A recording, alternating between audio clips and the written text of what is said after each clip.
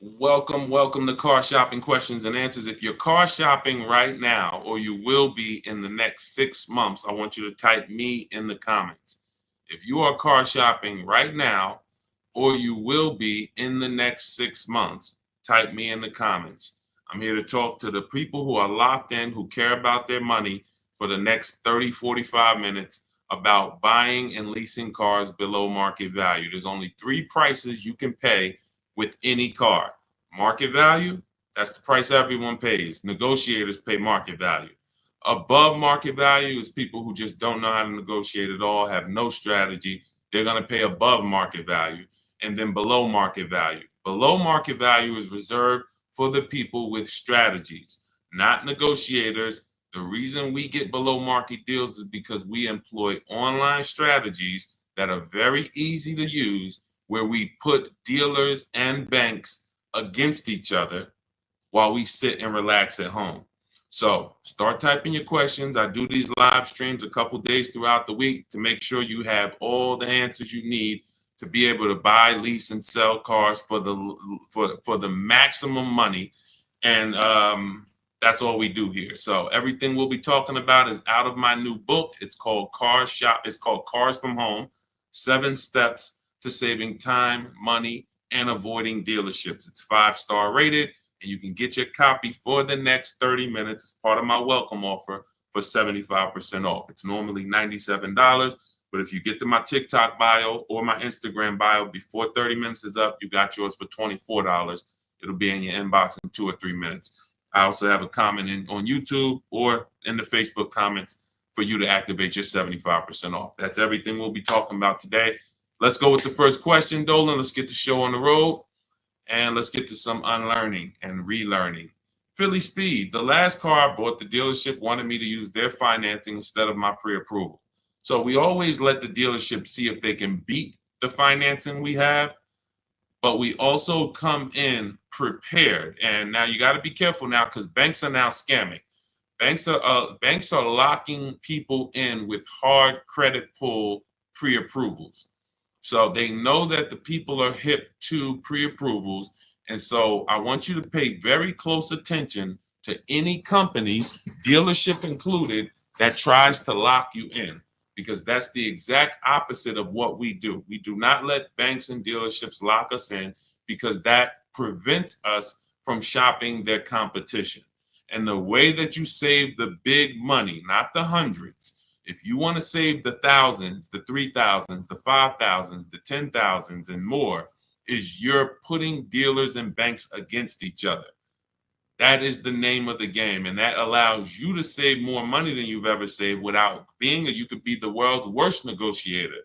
You could be a horrible negotiator, and putting dealers and banks against each other is going to be how you save more money than the best negotiator in the world. So we don't do pre-approvals unless they're soft credit pull. If they're soft credit pull, we'll use the pre-approval to budget, because the only purpose of a pre-approval is to budget. Who's a homeowner? Type me if you're a homeowner. You know you got a pre-approval, or you got pre-approved for your mortgage to budget. They told you, based on your credit, based on your income, you could afford this much house, 300,000, 400,000, 600,000. They told you this is what your interest rate would be. This is what your monthly mortgage payment would be with taxes and insurance.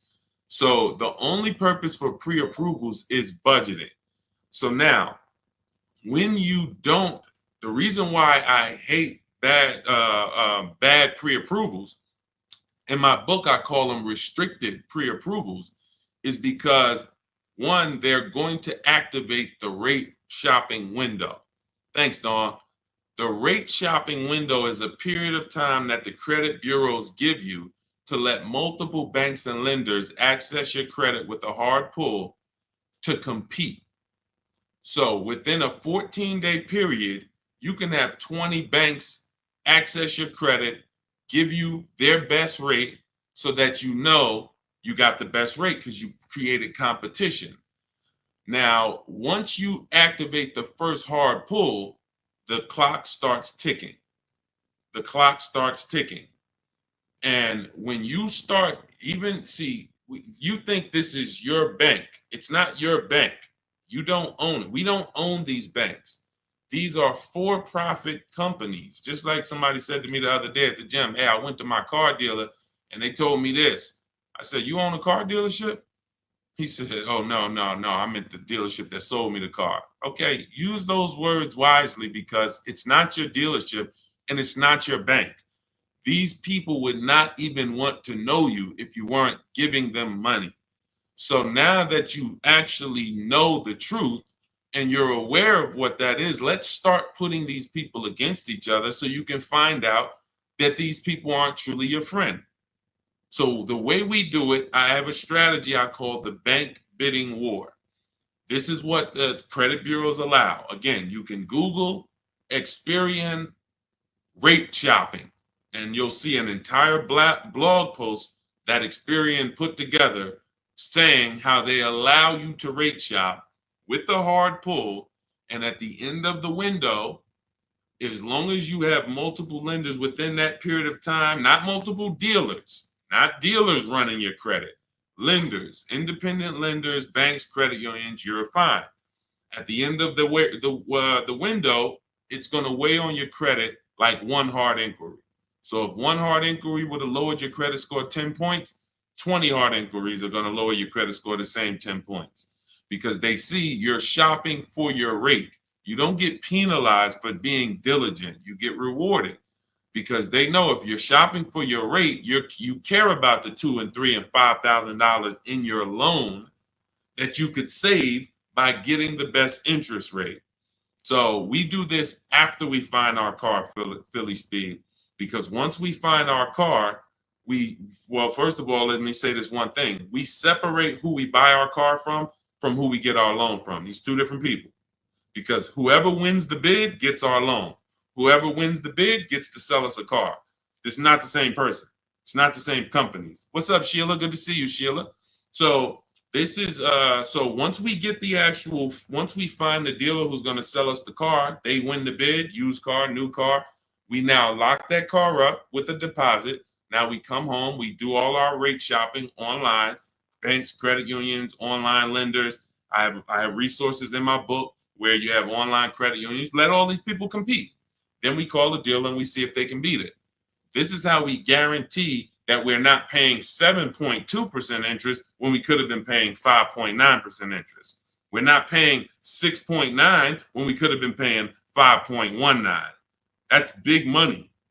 And I know you haven't been taught that. You've been taught, oh, let me just focus on this, my monthly payment. That's one of the worst things you could do is being a payment shopper. Being a payment shopper, hey, give me the $400 a month for this car. We got a deal. That is one of the, and in fact, that's the first video I made on TikTok that really introduced me to the world. Is the worst thing you could do in a car dealership. Just say, get me to this payment, we got a deal. Payments they can manipulate. $400 a month on a loan is 5 years, $20,000 on a regular loan. There could be $30,000 on a lease, $35,000 depending on the car. On a lease, could be $18,000, $15,000 with bad credit. $400 a month. There's so many ways to get this $400 a month. So you don't want to be mixing these things. You want to separate your loan shopping from your car shopping. And it's easy when you're paying cash. Cash buyers don't make these mistakes. Cash buyers still overpay. They don't get, unless they're bidding, but they don't make the mistake of mixing their payments and thinking, wow, just because I got a good monthly payment means I got a good price on the car. Absolutely not. You could have a great monthly payment, but you paid a terrible price for the car.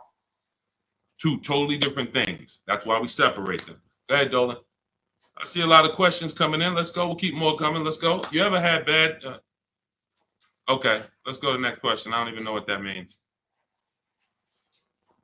I don't even know what that means. Go ahead, Dolan. Next question. Maybe there was a typo.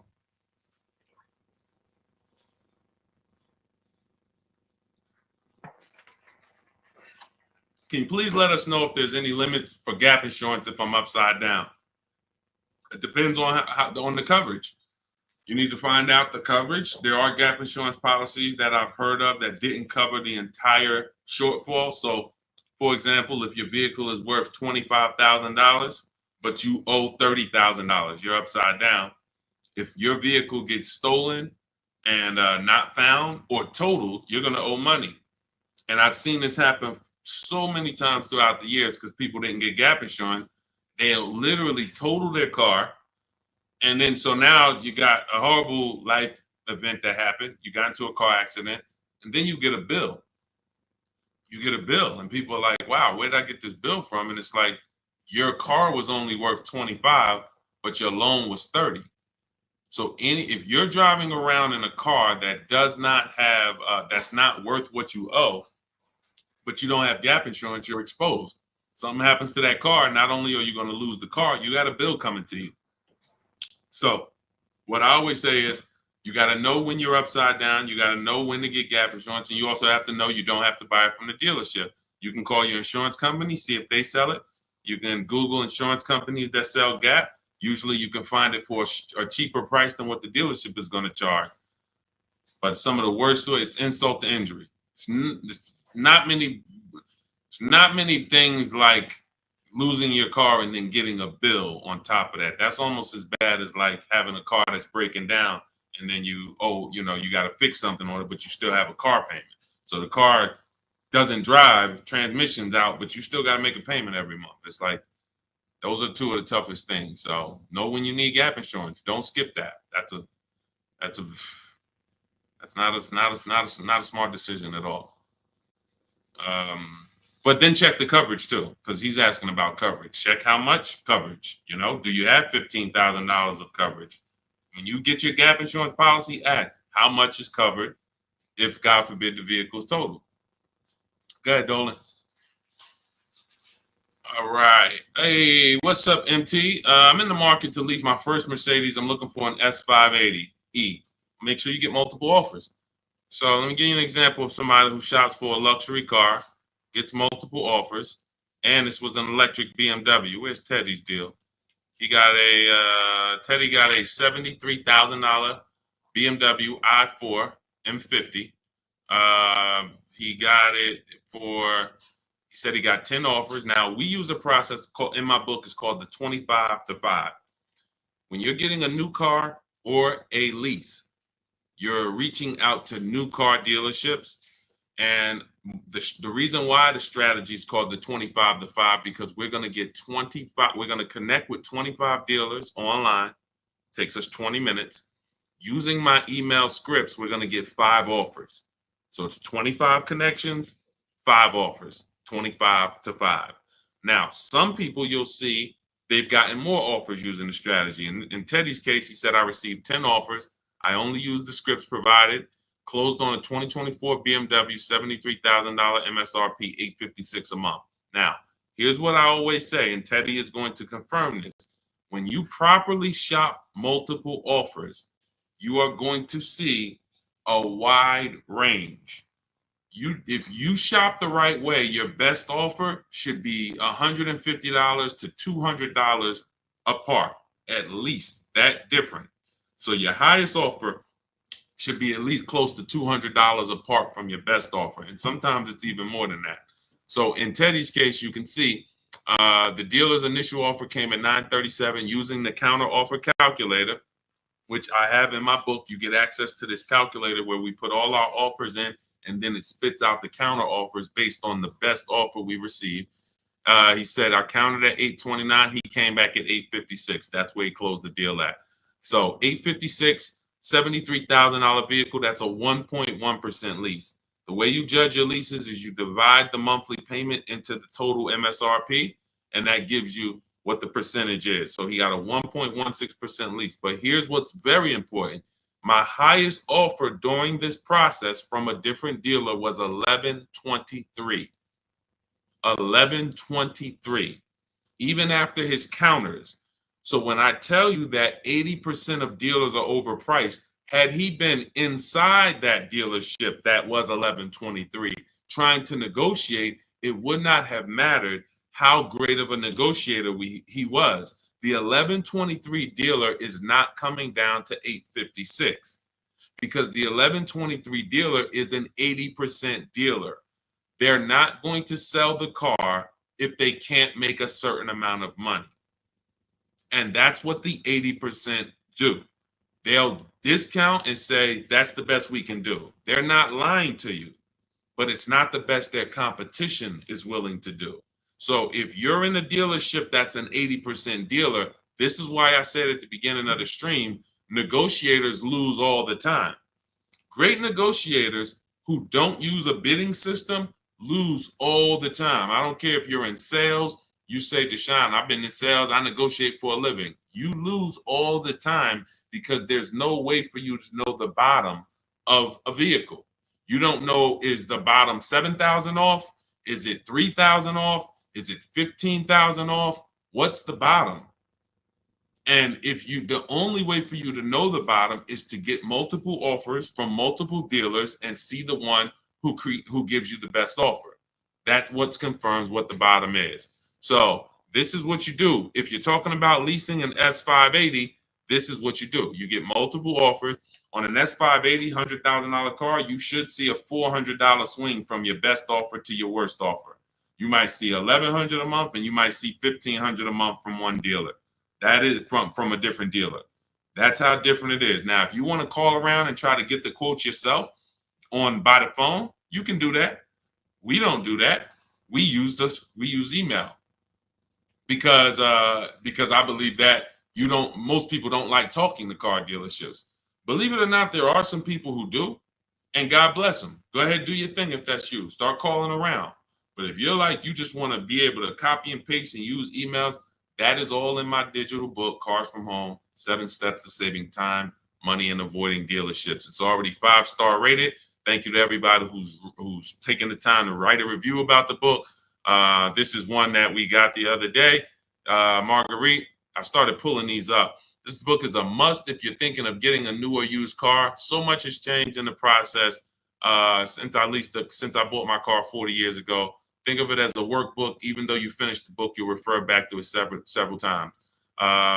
This is another one that I snatched. Deshone Auto book, Leave Nothing to Chance, from A to Z. He covers every aspect of car research, acquisition. I use the step-by-step approach from securing financing first to better understanding what I could realistically afford. Researched several vehicles, which led to the certified pre-owned. I reviewed my car specs, model years. See, what he's doing is he's walking you through the process I walked him through. That's what it is. It's a process. So when you get Cars from Home, my digital book, you now have a process for getting below market leases, process for getting below market car deals, a process for selling your lease instead of returning it to dealers and they go and sell your lease and make $2,000, $3,000, $4,000 and you didn't even know you could sell leases. You sitting here like, man, I didn't even know you could sell a lease. How much has that cost you? Let me ask you a question. You're like, Deshone, I didn't even know you could sell a lease. How much has just that alone cost you? If you don't know you could do it, you certainly don't know how to do it. There's still you listen, honestly, you might have been taught you can't even sell your car without the title. Who was taught that? I got to have my title before I could sell it. And I know this is true because when I was at the Mercedes dealer, people would walk in and the guy would be like, Deshone, is that the new one?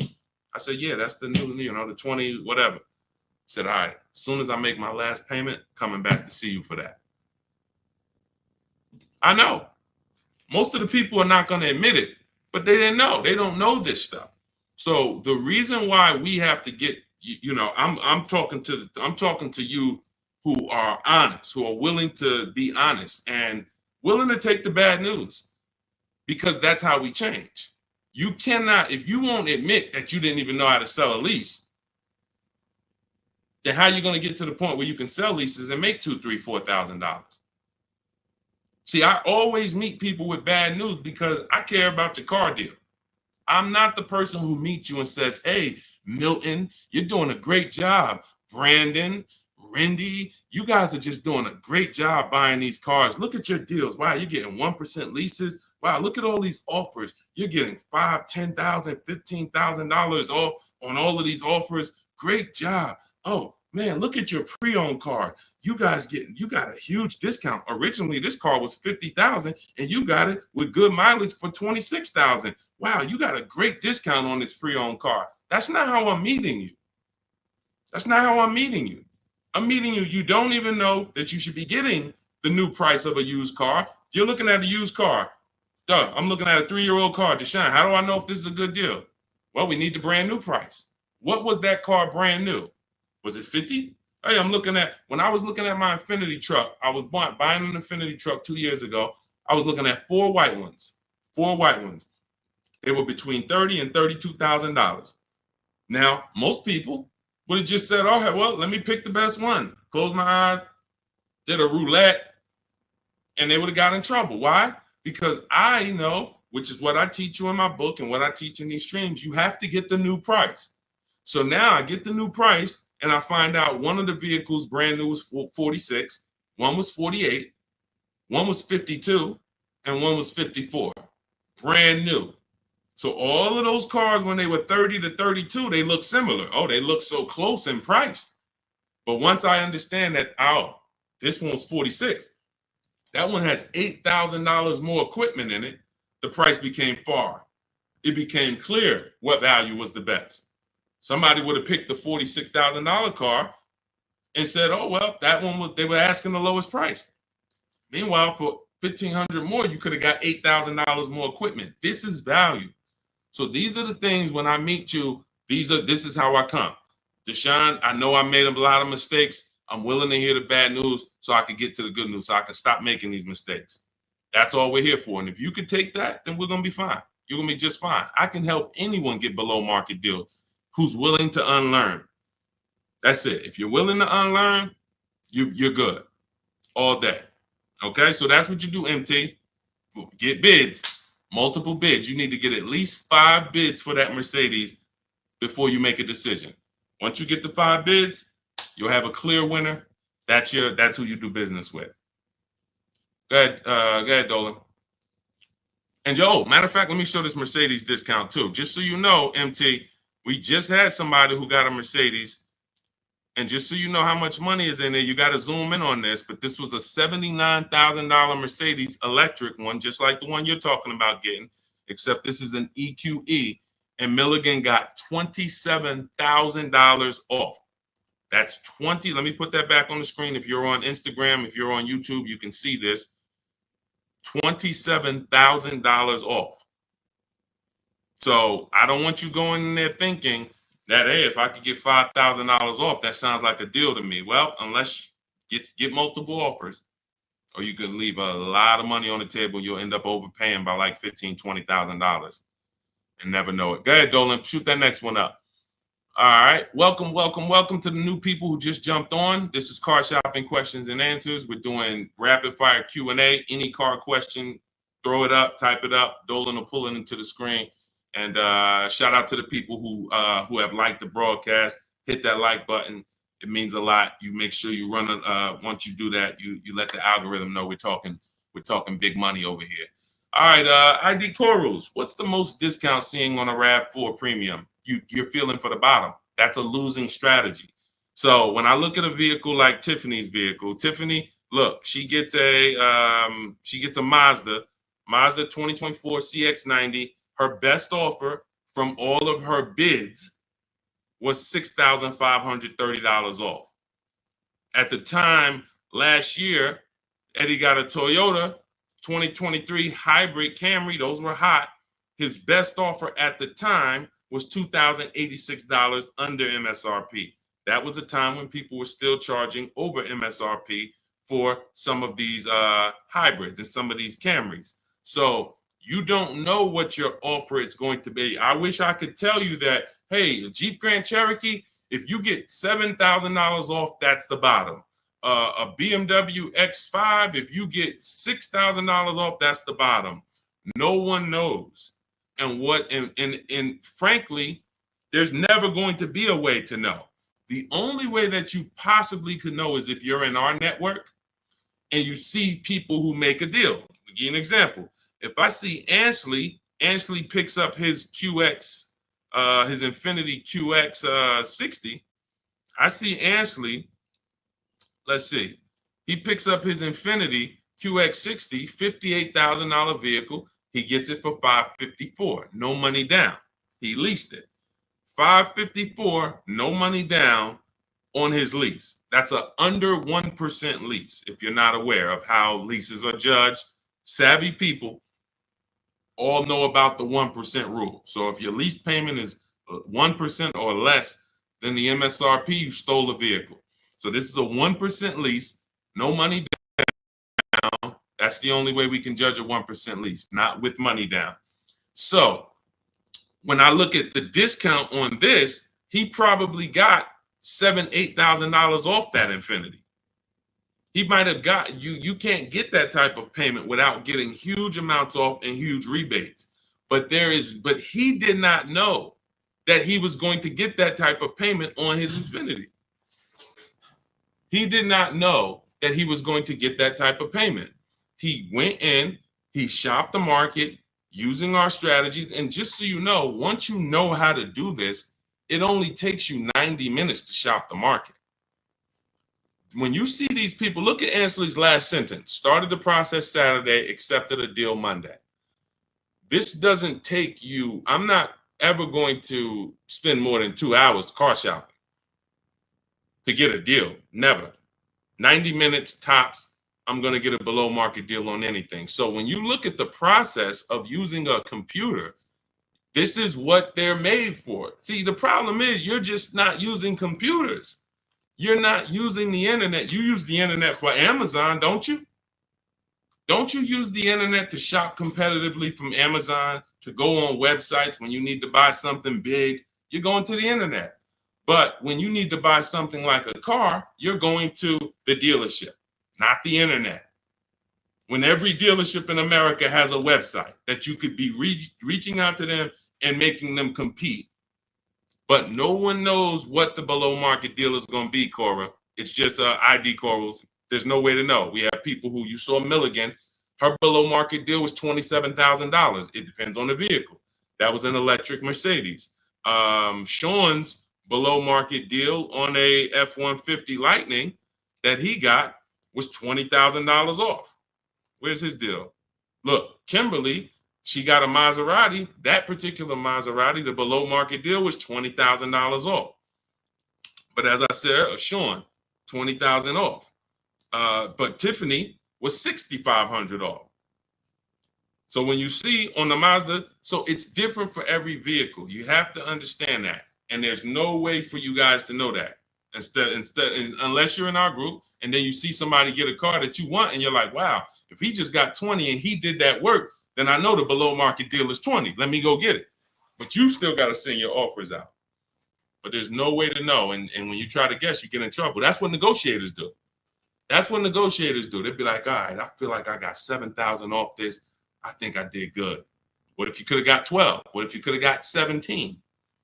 You're not doing good. All right, go ahead, Dolan. Absolutely applies to used cars. Our system in my book, somebody said, does this apply to used cars? Our system in my book is below market used cars, below market leases, and below market new car purchases. We also have the bank bidding war where we make banks and credit unions bid for our business instead of going and begging one bank to give us a loan. So we also sell leases and sell. So we run pretty much an organized bidding system for car buying and leasing. That's what we do. In a nutshell, what separates Cars from Home from any other channel? What separates my teachings from anyone else? We have an organized system for making people bid for our business. We send them through a round robin. That's how we have grandmothers who save more money than the best negotiator. It's just that simple. Rosalie. Rosalie's deal is insane. Look at Rosalie. And I wish some of you, I know some of you have these cars. That's the reason I show all of these different cars, because you might have these cars and you didn't get these prices. So that should be a wake-up call when I show all these cars, Jeep Grand Cherokees, QX50s, Mazda CX90s. Some of you have these vehicles. And you can look at your deal, look at your paperwork, look at your selling price. Look, do you see any rebates included? Look at your price and be like, you'll see, man, I didn't get these prices. She got a 2024 Infiniti QX60, $59,000 vehicle. Look, her payment is $592 a month. It's a $59,000 vehicle. Some of you lease this vehicle, you put down $5,000 and your payment's $500 a month. She put down nothing. So this is below market. I told you at the beginning of the stream, it's 3 prices that you can pay for any car. 3 prices. Market value, that's what negotiators pay. Above market value, that's for people with no strategy pay. Can't negotiate, no strategy. Just please, just get it over with. Tell me what it costs. They're paying above market value. And then below market value. Below market value is reserved for the people who know how to make people bid and compete for their business. Okay. All right, go ahead. Every time you get a hard pull on your credit, it brings down your credit score. That's why you want to mix them with, you want to have, all right. So first of all, you want to understand that this is called the bank bidding war. And this is an organized process that we created based on what the credit bureaus allow. The credit bureaus allow you to have multiple banks and lenders access your credit within a certain period of time, and it will show as one hard inquiry on your score. You'll see the inquiries, but the score, where one inquiry might drop your score 10 points, you could have 20 inquiries, but it's still going to be the same 10 points. And you can Google very simply, go to Google, type in Experian, which is a credit bureau, rate shopping. And you'll see the article that Experian themselves wrote telling you how you can rate shop. Banks don't want you to know this. Dealerships don't want you to know this, but we do this. So this isn't something that's new to us. It may be brand new to you, but think about that. If you are letting a lender lock you in to one offer, that means you're not shopping your interest rate. If you're going to Navy Federal because you're so gung-ho and super chummy with Navy Federal, but you're not letting anyone else compete against them, then you're not getting the best interest rate you could be getting. You certainly don't know it. You think because, oh, Navy Federal, they're my credit union, they would never charge me a higher interest rate than someone else would. Who said that? Their goal is to make money.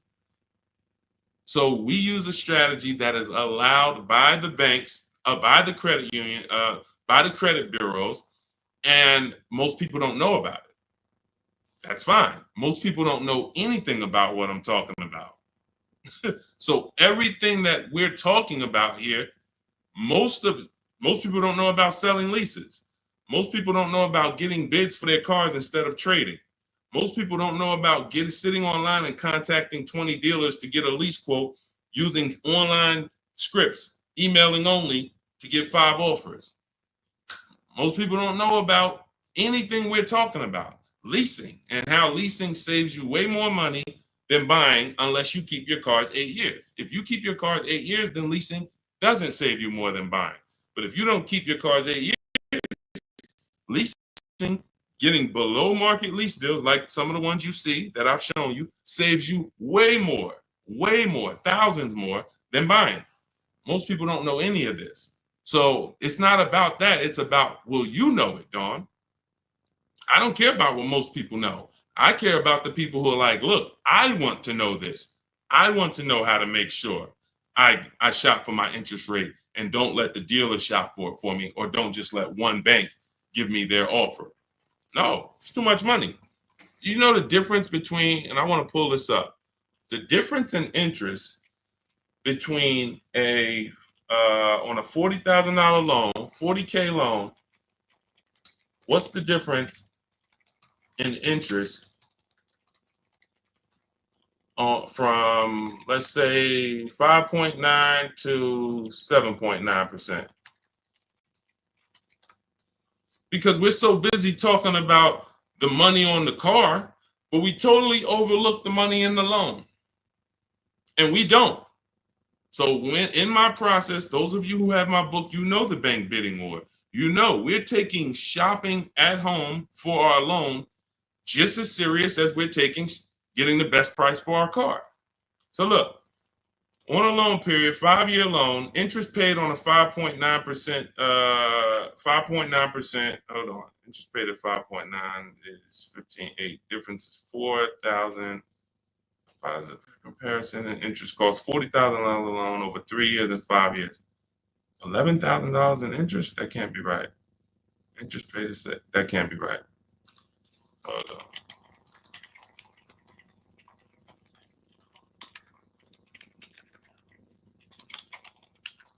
$7.9%. How much interest is paid on a 5-year loan? 7.9%. Could be over $15,000. That's impossible. 7.9 is that's impossible. Hold on. Now I gotta figure this out. I know it's a big difference. I know it's thousands different, but on a $40,000 loan, hold on. Wow.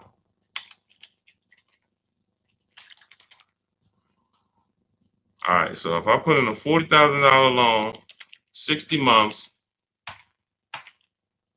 7.9% interest, 0 down payment. Forget about sales tax. Let's see, calculate. All right. Principal, interest. Why is it not giving me? Here we go. Total loan interest is $8,500. Okay, that sounds more right. Okay, so on a $40,000 loan at 7.9, interest is $8,500. Now at 5.9, interest is $6,200. $6,200 versus $8,500. That is $2,300. $2,300 from 7.9 to 5.9. So when Navy Federal gives you a 7.9% rate and you're just like, oh, well, I guess I'll just take it. That's my credit union. And you're not shopping them. You're giving them money without even trying.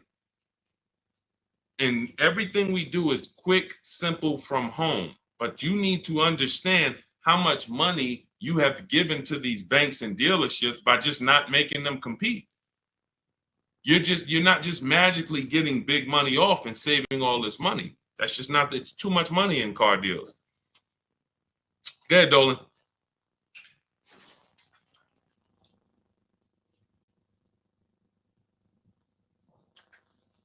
See, I see a lot in a lot of these questions. What I'm seeing is people trying to feel for the bottom. You don't want to use competitive strategies. You're not going to get there that way. Michelle, what's a good APR on a 2014 car? First of all, a 10-year-old car, you shouldn't have a loan. In my book, I teach something called the rule of 72 and the 10th birthday. 72 months is the longest loan you want to take on a car. Anything longer than that is like a 50-year mortgage. If you got to take a 50-year mortgage to afford a house, you can't afford the house. So why is the 10th birthday there? Well, that's because we should have the car paid off by the 10th birthday. In true affordability, you can do this. If you can truly afford a car, you can do this. You can get a car on a 6-year loan that has a payment that you can pay off by the time the car turns 10. You know who can do this? People who are buying cars they can't afford. People who want to get the Dodge Hellcat or the Dodge Demon and they can't afford the $70,000. So they're going to get one that's a 2017 with 90,000 miles on it, and they're going to pay 15 for it, 15,000. But the car is crap. Car's crap, 18,000, 20,000, but it's crap. Cars hasn't been taken care of, and they're going to take out a 6-year loan on it. So they're going to take out a 6-year loan on a car that is already old with high mileage. I've seen this. I call this the repo recipe. Some of you may have seen the video that I made on the repo recipe. The repo recipe created the rule of 72 and the 10th birthday, where I started looking and saying, by far, the amount of people I see losing cars to repossessions are people with loans on older cars. They own loans on older cars that instead of getting a nice, smaller, maybe less socially impressive used car, they want to get something that looks better, has more amenities to them, as more in a class of luxury. all right, Deshone, I could get this 2015 BMW. It's it has 90,000 miles on it. They only asking 14 grand. It's a horrible decision unless you can pay cash, because all you're doing is investing in a car for 5-6 years with payments that is already due for repairs. At 10 years old, the car you're asking about, Michelle, is already due for repairs. This is the age of the car. This is the age of the life cycle of the car where repairs should be normal. 10 years old, the car should be paid off. And every 2 years, you go to your mechanic. Hey, what does it need? They say, okay, hey, you got to put 1,000 into it. You got to put 800 into it. No problem. Here you go. Let me keep my car running. That's the age of repairs. But when you're starting a fresh loan on a car that is in the age of repairs, this is what I call the setup for the repo recipe, because you're going to now get this payment, $400 a month, $300 a month, $500 a month, whatever it is, and you now have a surprise. Hey, car's breaking down. Hey, what's this light flashing on my dashboard? Hey, what's this going on? What's this sound I'm hearing in the back? That's because you bought a car that is in the age of repair and you just bought it like it wasn't. See, if you drop cash on it, 15 grand, I don't got no problem with that. Because now you're going to say, all right, Deshone, I bought an older car, paid it off, but I'm going to put some money to the side just in case things go wrong. Perfect. But when you're making your car payment and you're paying your insurance and you're putting gas in the car and you have to do an oil change, and then something breaks and it costs you $2,000, you're gonna see the repo recipe, because you're gonna be like, wow. And God forbid something major happens, like the transmission goes, or a head gasket goes, or the engine goes. Oh, forget it. Now you're sitting there with a $400 payment on a 10-year-old car that literally you still owe $16,000 on, and it doesn't even drive. You need an engine. Happens all the time. I've been seeing it happen since 2006 when I got in the car business. And what's the reason? Older cars, long loans. Let's get these older cars, instead of being frugal and saying, all right, I could afford $300 a month. Let me go get an inexpensive, smaller used car that I can get something that's 5 or 6 years old, where it'll take care of me. It's not going to have all the bells and whistles because I don't have the budget for that, but it is going to be dependable. It is going to get me from point A to point B. It will allow me, it won't surprise me. I'm not going to come out one day to go to work and the car is broken down on me. Now I'm calling out of work and I got to call a tow truck and all of this stuff you're going to have with this 2014. So these are the things that I speak to my family about, to my friends when I was in the car business. These are the things that I would speak to people about, Michelle. A loan on a 2014 is a horrible idea. I can't even tell you what a good APR would be, but if you had said what's a good APR on a 2020, I can tell you we need to bid that out. We don't know what a good APR is. Is it 5? Is it 4.9? Do they have a special interest rate, 1.9?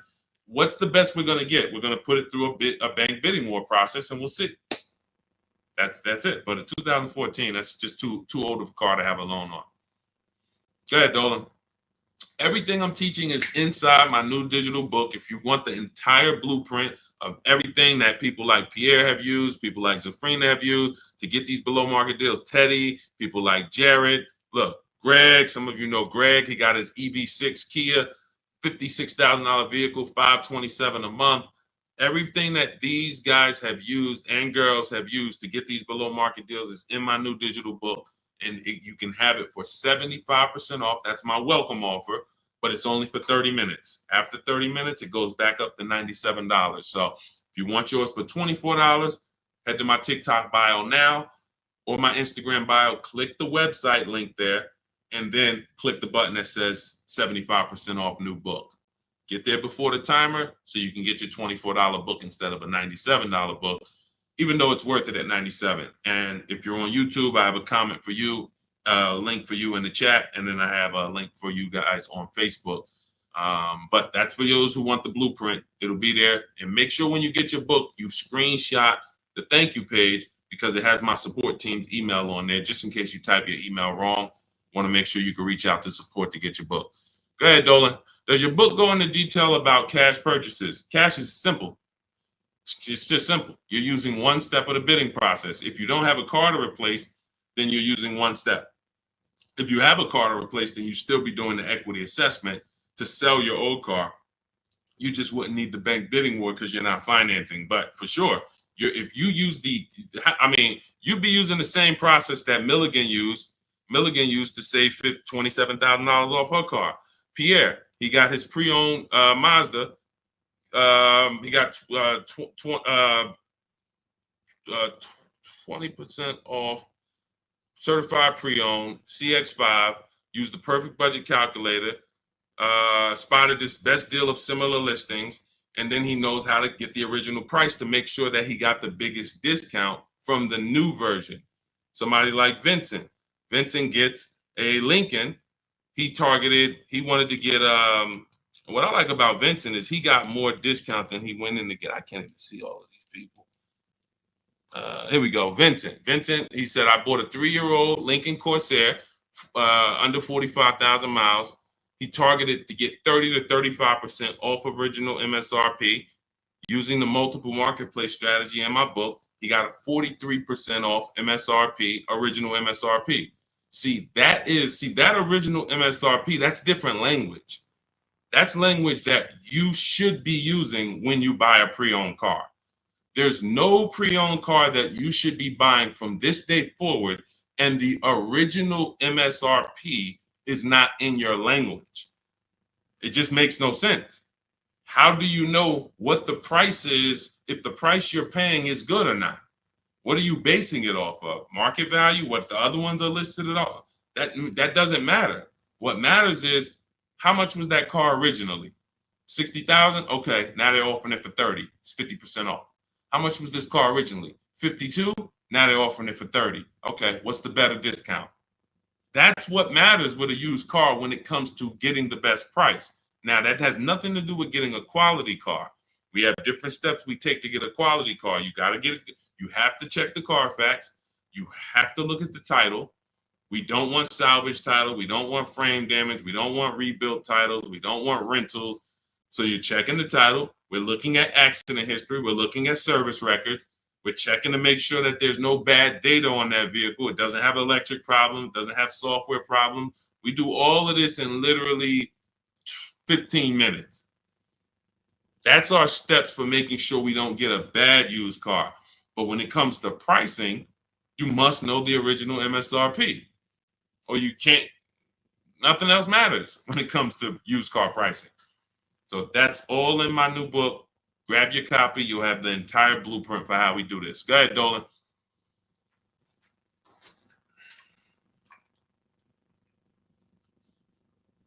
What do you do if your loan is upside down and you want to lease? Transfer it over. In my book, we have 2 ways to get out of a negative equity. There's 3 options with negative equity. 2 lead to a car, 1 does not. So just so you understand the severity of negative equity I call the bad credit for people with good credit. Because when I was at the dealership, people walk into Mercedes, and if they left with they could have an 800 score. If they had too much negative equity, they were not leaving with the car. So there's only 2 things that I've witnessed in my career that stop people from getting deals on cars. Credit's too bad, negative equity. So that means it's a serious thing. So what I say is understand the cause. The cause, which you seem to know already, Lavis, is you should be leasing, but you buy. That's why Lavis is asking about going from a negative equity deal to a lease, because the taking out 5-year, 6-year loans is what you do. Then you go and you replace those cars in 2 or 3 or 4 years. You have negative equity. Happens all the time, especially to you who doing no money down deals. And to those of you who are putting down like 5, 10 grand, you don't have any negative equity, but you're losing that money. You're not getting that money back. You put down 5 grand, 10 grand on a car, then you come to trade it in 5 years, and you come to trade it in 3 years. You're not getting that 5, 10 grand back. You don't because it's just the car depreciates too much. So you're just throwing money at these cars that is not coming back to you. When you are going for a lease now, we have 2 ways that you're going to transfer to a lease from a negative equity deal. We're going to do our equity assessment. You're going to go to CarMax, go on these websites, CarMax, Driveway, Carvana, KBB, Instant Cash Offer, Car Gurus, and AutoNation. Sell my car. 6 offers. So they're going to give you 6 offers on your current car. Now, that is going to be the smallest amount of negative equity that you're going to have, because that's the best offers you're going to get. These are companies that fight every day to buy cars. That's what they do. So they're not lowballing. They're not saying, hey, we'll throw out one number here and then we'll negotiate. Hey, Charlene, good to see you. Good to see you, Michael Singleton. They're not doing that. They're coming in and saying, all right, we're going to put our best offer online. And then when we inspect the car, if there was something that you didn't tell us about the car, if there was something that you left out, we're going to need to deduct that when we inspect it. So they're putting their best offers online right there. And so that means that's going to be your lowest amount of negative equity, because you're getting the most for your car if you sell to one of them. So let's say your highest offer comes from a Car Guru's dealer who wants to buy your car for $19,000. Let's say you owe 21. You owe 21, they want to buy it for 19. Hey, Steve Long, what's going on? Good to see you. What should you do? You should pay the difference, because when you pay the difference, you're closing the deal with the least amount of negative equity. That's what you want. You're closing the deal with the least amount of negative equity. And so when you go buy your car, your next car, or lease your next car, rather, in your case, negative equity has nothing to do with the deal. So that's what you would prefer to do. Pay the difference and then go out and get bids for your lease and then do a clean deal. But now let's say, they offer you 19 and you owe 29. So you are now $10,000 upside down.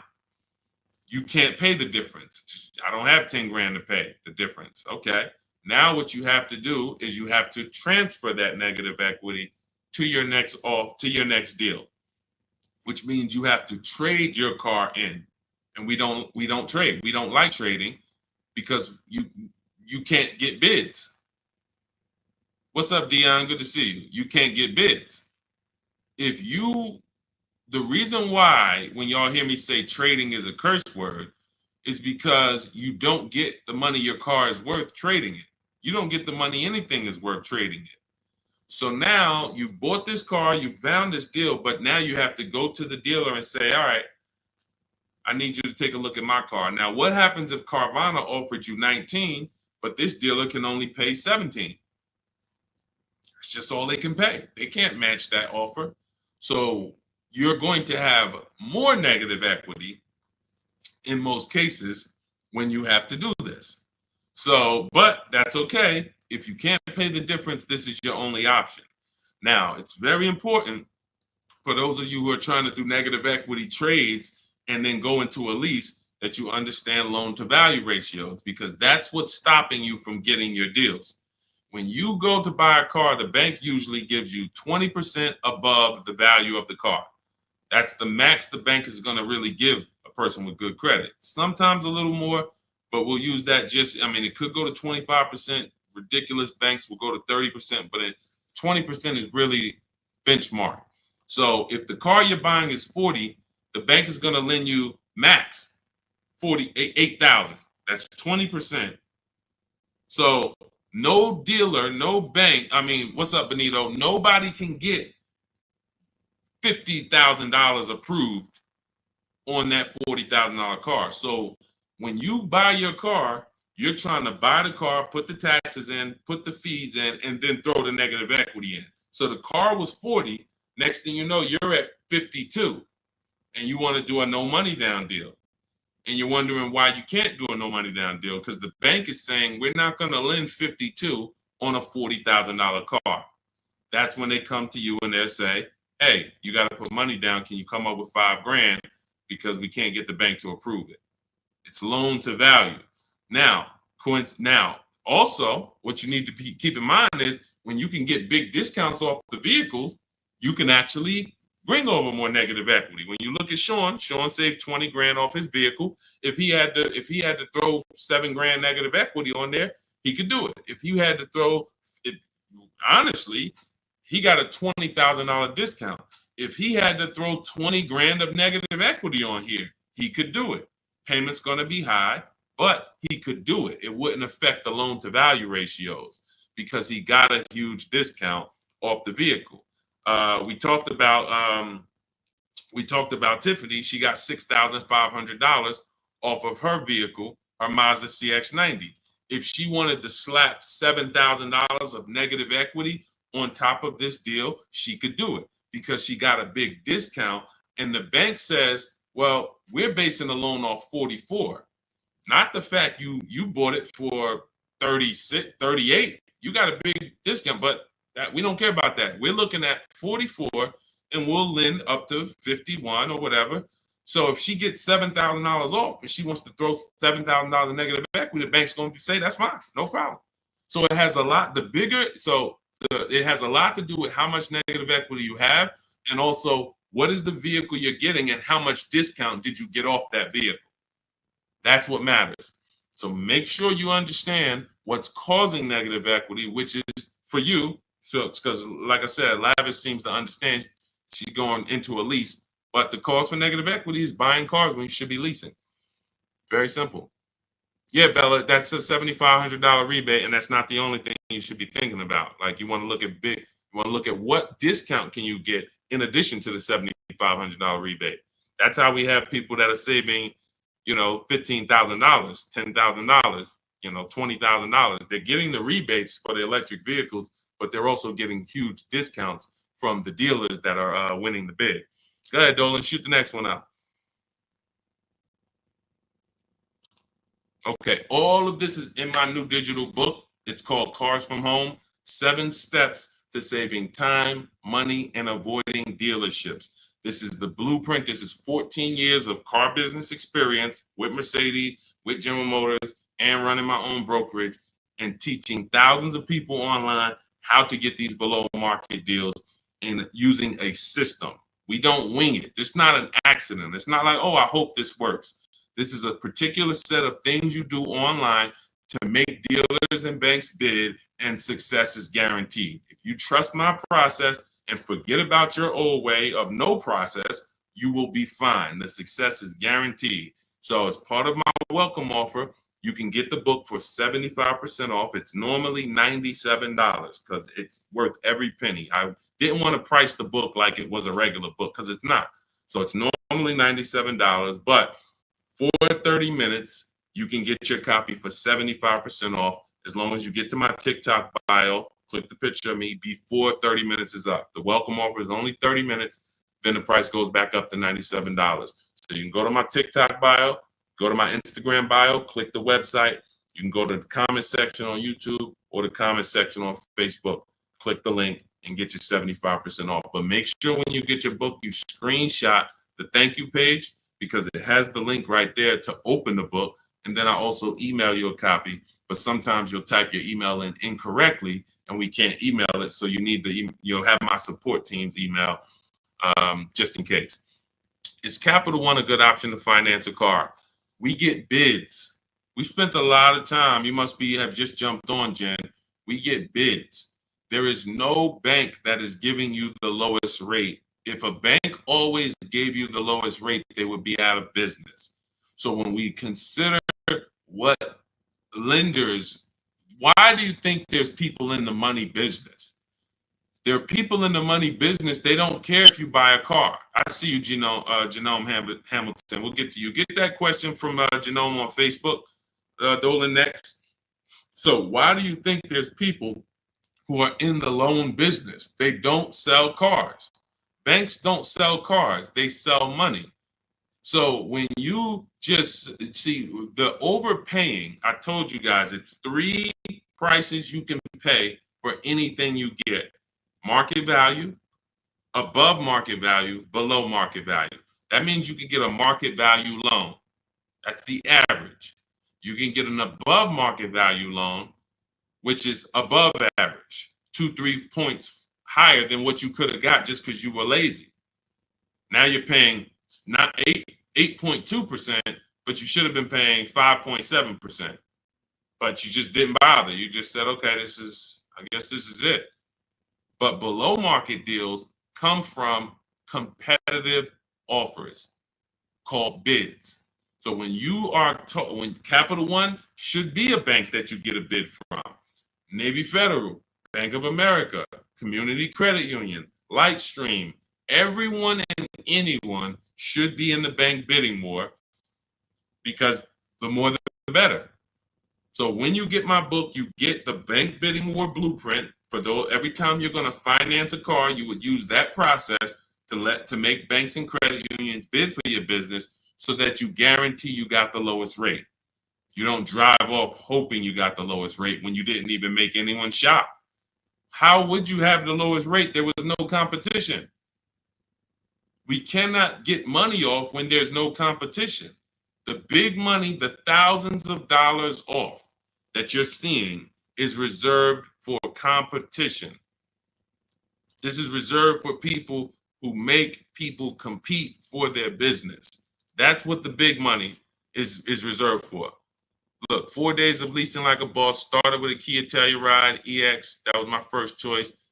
15,000 mile a year lease, range from 642 to 753. Moved to Honda Pilot EX. All-wheel drive is choice B. Got quotes between 616 and 719 after contacting every dealer in North Carolina. We do this totally online, so Melissa's talking about the entire online process. The dealer I ended up leasing from originally quoted me 719, came down to 616 in 3 days, 0 at signing, 0.13% lease. This is what it's about. Competition. She knows she got the best price. You can't go to her and be like, Melissa, you think you could have did a little better? She's going to be like, look at all the offers I got. Do you think I could have did better? You're going to look and say, no way. See, competition is what gives you the peace of mind. Every time you buy a car, why don't you have peace of mind? Why are you driving away hoping? Driving away, oh man, you think we did all right? Should we have gotten tried to get more for the trade in? Shoot, we ended up putting 3,000 down. We only wanted to put 1,500 down. This is how you're leaving the dealership. Why? Because you're not making people compete. So when you're not making people compete, you're begging for discounts. And you have no leverage to be able to compare to even know that you got the best price. You have nothing to compare it to. So when people come on the stream and they're like, hey, Deshone, I'm paying $519 a month for this car. Is that a good deal? You have nothing to compare it to. Hey, I got a 2019 Mazda 3 for $17,000. Is that a good deal? You have nothing to compare it to. But if you had seen 7 Mazda 3s and then the one you got, it was originally, 31,000, but you paid, 17 for it. You know this. And this stuff is simple. This isn't building rocket ships. But this is reserved for the people who care about their finances. Everyone doesn't invest. Everyone doesn't save. Everyone doesn't, take financial literacy seriously in any way. But there are opportunities that flash past all of us where we can absolutely benefit from learning things that other people don't know. If you learn how to invest in stocks better than other people, you're going to do better than other people. If you learn how to get cars less than other people, you're going to get less than other people. This is not by accident. But you got to focus. This is your second most expensive purchase. So this is only for the people who are focused. This is for you. The blueprint, everything, my book, anything I do, the streams. The streams aren't for distracted people. We can't do nothing with distracted. There's people on here right now that got me on one channel, playing video games on the other channel, and then eating with another hand. And they think it's hard to win like that. And we're going to talk about a $30,000, $40,000, $50,000 transaction, and you're not even really focused. So I want the people who are focused to understand your success is guaranteed. Just by being locked in, your success is guaranteed. Because we have a process that you can trust that you no longer have to wing this car buying thing. I've been in this thing since 2006. Car buying is very predictable. New cars, used cars, leases. There is nothing a car salesman is going to say or type to me or send to me in an email or send to my people that I haven't seen before. I used to have to send those same emails, copy and paste them. It's so predictable. So once you understand that, you'll understand why we're able to get these deals. All we're doing is putting people against each other. Simplest terms. Simplest terms. But we do have some advanced stuff when it comes to leasing versus buying. Obviously, this is more advanced teaching that people don't understand. But getting the money off, it's competition. Competition. Go ahead, Dolan. Shoot the next one in. Jerome Hamilton, if I get a GM employee discount, can I get a better lease? Who knows if they're going to really give it to you? See, the problem is when you walk in and say, hey, I got a General Motors discount. All right, here, let me work you up these numbers. All right, it's $601 a month with $2,000 down. Oh, that's the GM price? Yeah, that's the GM price. How do you know that? How do you know the GM price? How do you know it's not $3,000 in rebates that I'm holding back? How do you know it's not $3,000 in rebates and I'm only giving you $1,000 of it? Here, hey, I also we have $1,000 rebate. I also put in there for you. Oh yeah, you did with the GM pricing? Yep. You don't know. You don't know. So no matter whether we get X plan, GM deal, Mercedes fleet, does not matter. Multiple offers, because when you get multiple offers, what you're going to see is that some people are not going to give you the GM discount.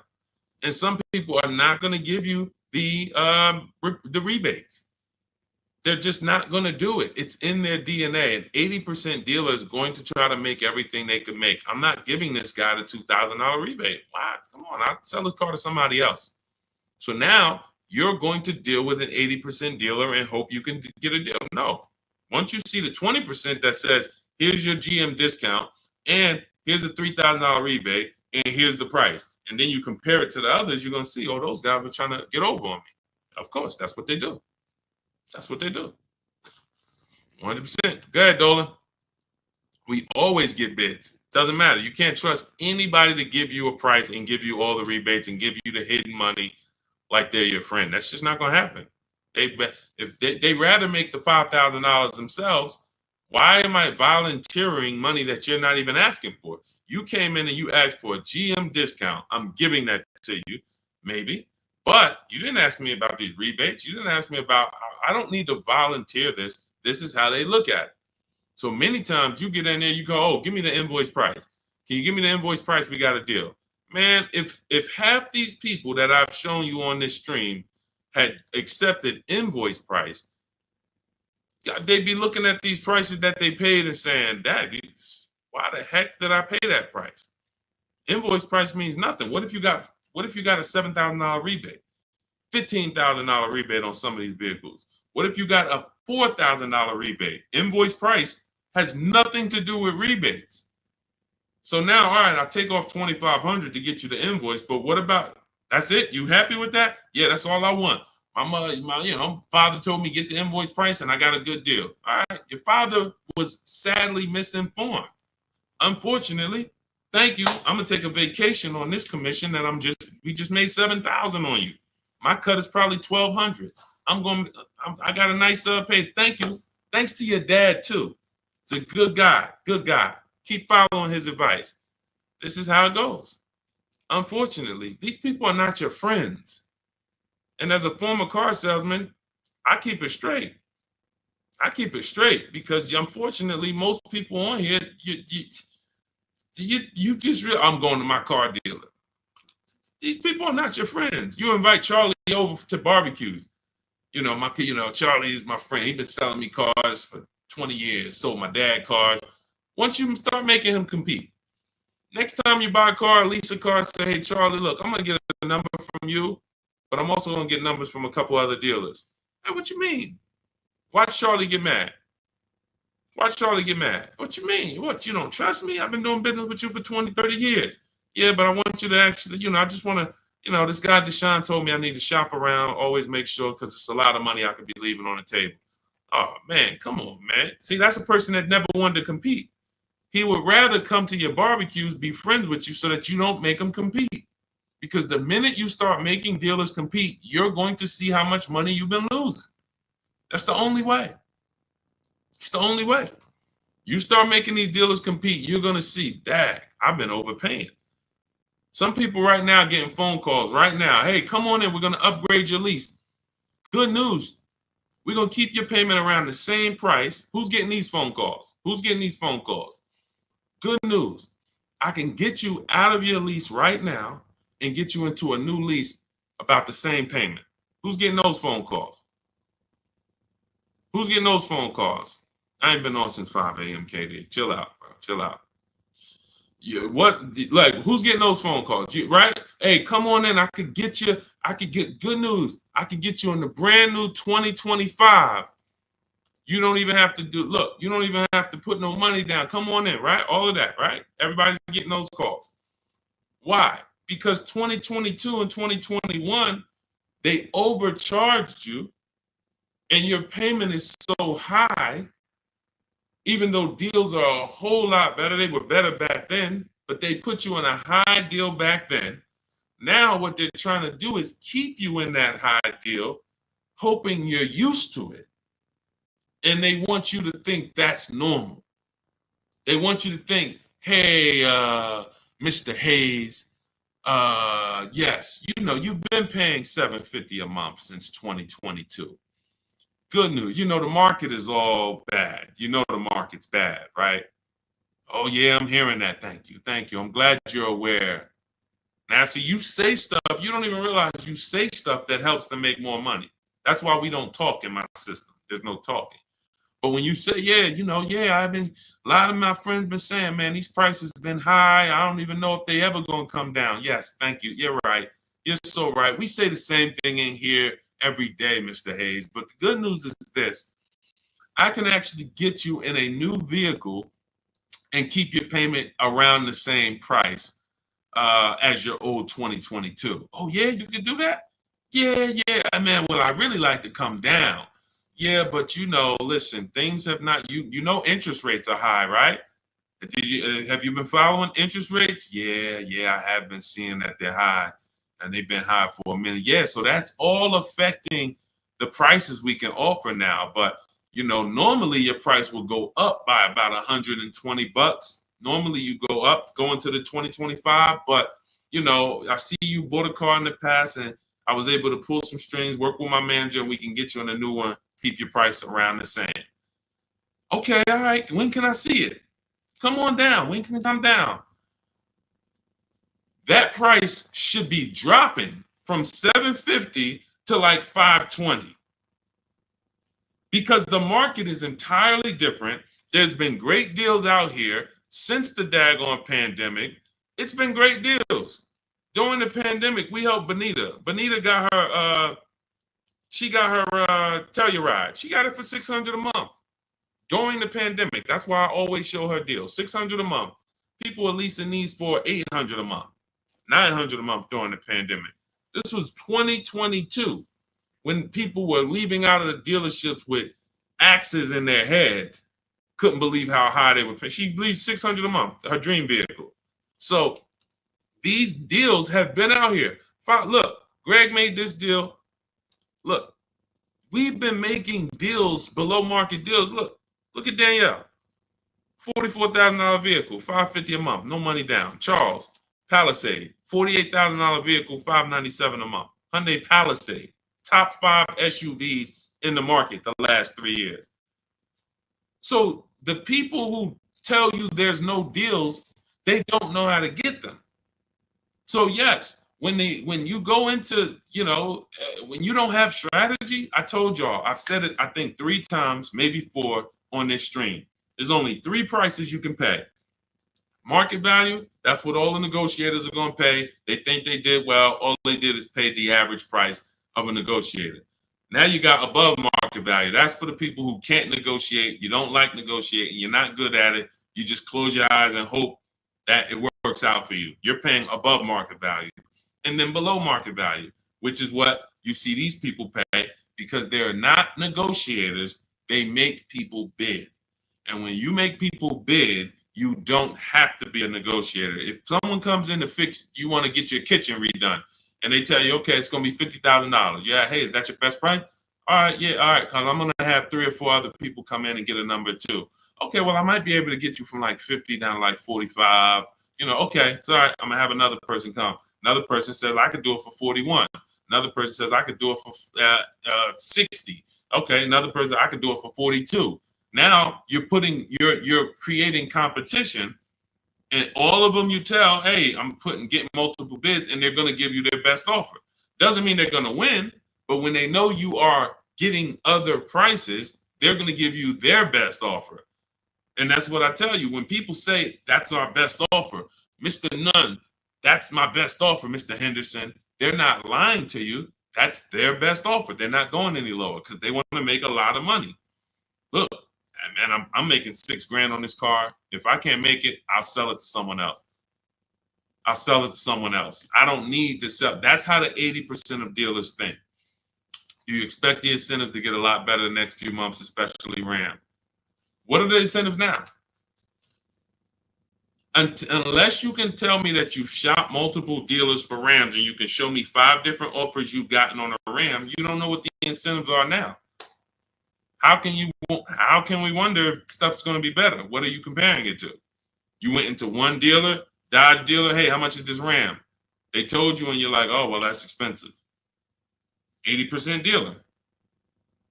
80% dealer.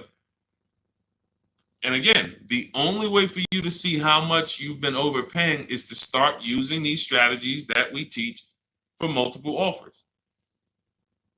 And I know, sometimes it's hard to face that. Sometimes you would rather not see how much you've been losing. And that's understandable. It doesn't make financial sense, but it's an emotional decision that's understandable. I don't want to know, Deshone. I would rather keep shopping the way I've been shopping and save no money or the same money rather than shop the new way and then see that the old way was costing me tens of thousands of dollars. That doesn't make financial sense. But the people when you ask, are the incentives good? You got to know what the incentives are now. That means we run the market. When I was shopping for my mother a couple years ago, I ran all the offers on a Mazda CX-5 for her in October. I didn't like the deals. I didn't like the lease offers. I contacted them again in November, emailed them all again. Hey, what do we look like in November? Didn't like the deals. Emailed them one more time in December. Or one of the dealers actually reached back out to me and said, hey, I got this car coming in. We did the deal in December. That is keeping track of incentives. That's monitoring programs. If I shop the Ram right now, it'll take me no more than 60 minutes to get literally 5 to 7 offers on Ram. Using my system, the 25 to 5 strategy in my book, I go into the book, I literally use my scripts, and in 60 minutes, 90 minutes, I'll have 5, 7 offers on Rams. That's just how it works. So now I'm able to look and see, all right, what type of discounts are they offering? What are the incentives? What are the programs? Do I like them? Do I not? All right, let me check back let me check back next month. Let me see if there's any new incentives. So that's the way it works. That's the way you move the market. We have to be able to monitor what the deals are. But I see, unfortunately, there's a lot of you who you want to try to fill for the bottom. That's just what you've been trained to do. It's a losing strategy. I would love for you, if I was still at the dealership, I'd love for you to come and try to fill for the bottom. Especially if I work for a manufacturer where we got rebates a lot. Come on in, fill for the bottom. $3,000 off is a good discount. When's the last time you got $3,000 off a vehicle? I just think, I think I might be able to get more. Okay, listen, we settle at 5. You don't know I had a $5,000 rebate, so you're just not going to know. So you can sit here and feel for the bottom all you want. It's not going to work.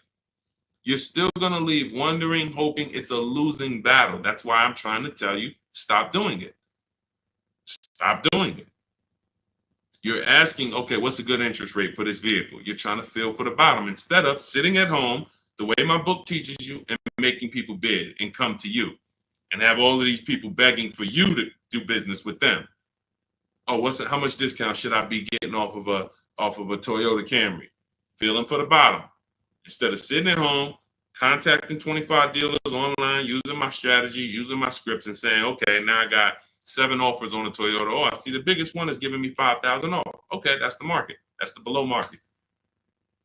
You cannot feel for the bottom. You can keep doing it. It's just a losing strategy. You're never going to get the discount, the maximum discounts, feeling for the bottom, walking into a dealer. It's just never going to happen. So for those of you who are tired of that, you're like, I don't want to be feeling for the bottom anymore, Deshone.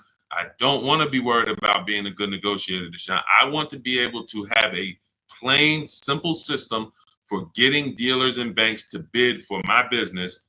That's what Cars from Home is, my digital book. 7 steps to saving time, money, and avoiding dealerships. You can get your copy for 75% off. That's my welcome offer. In my TikTok bio, click that picture of me, or click my Instagram picture, go to my bio, click the website, and then you'll see a button to activate your 75% off your book. Grab it.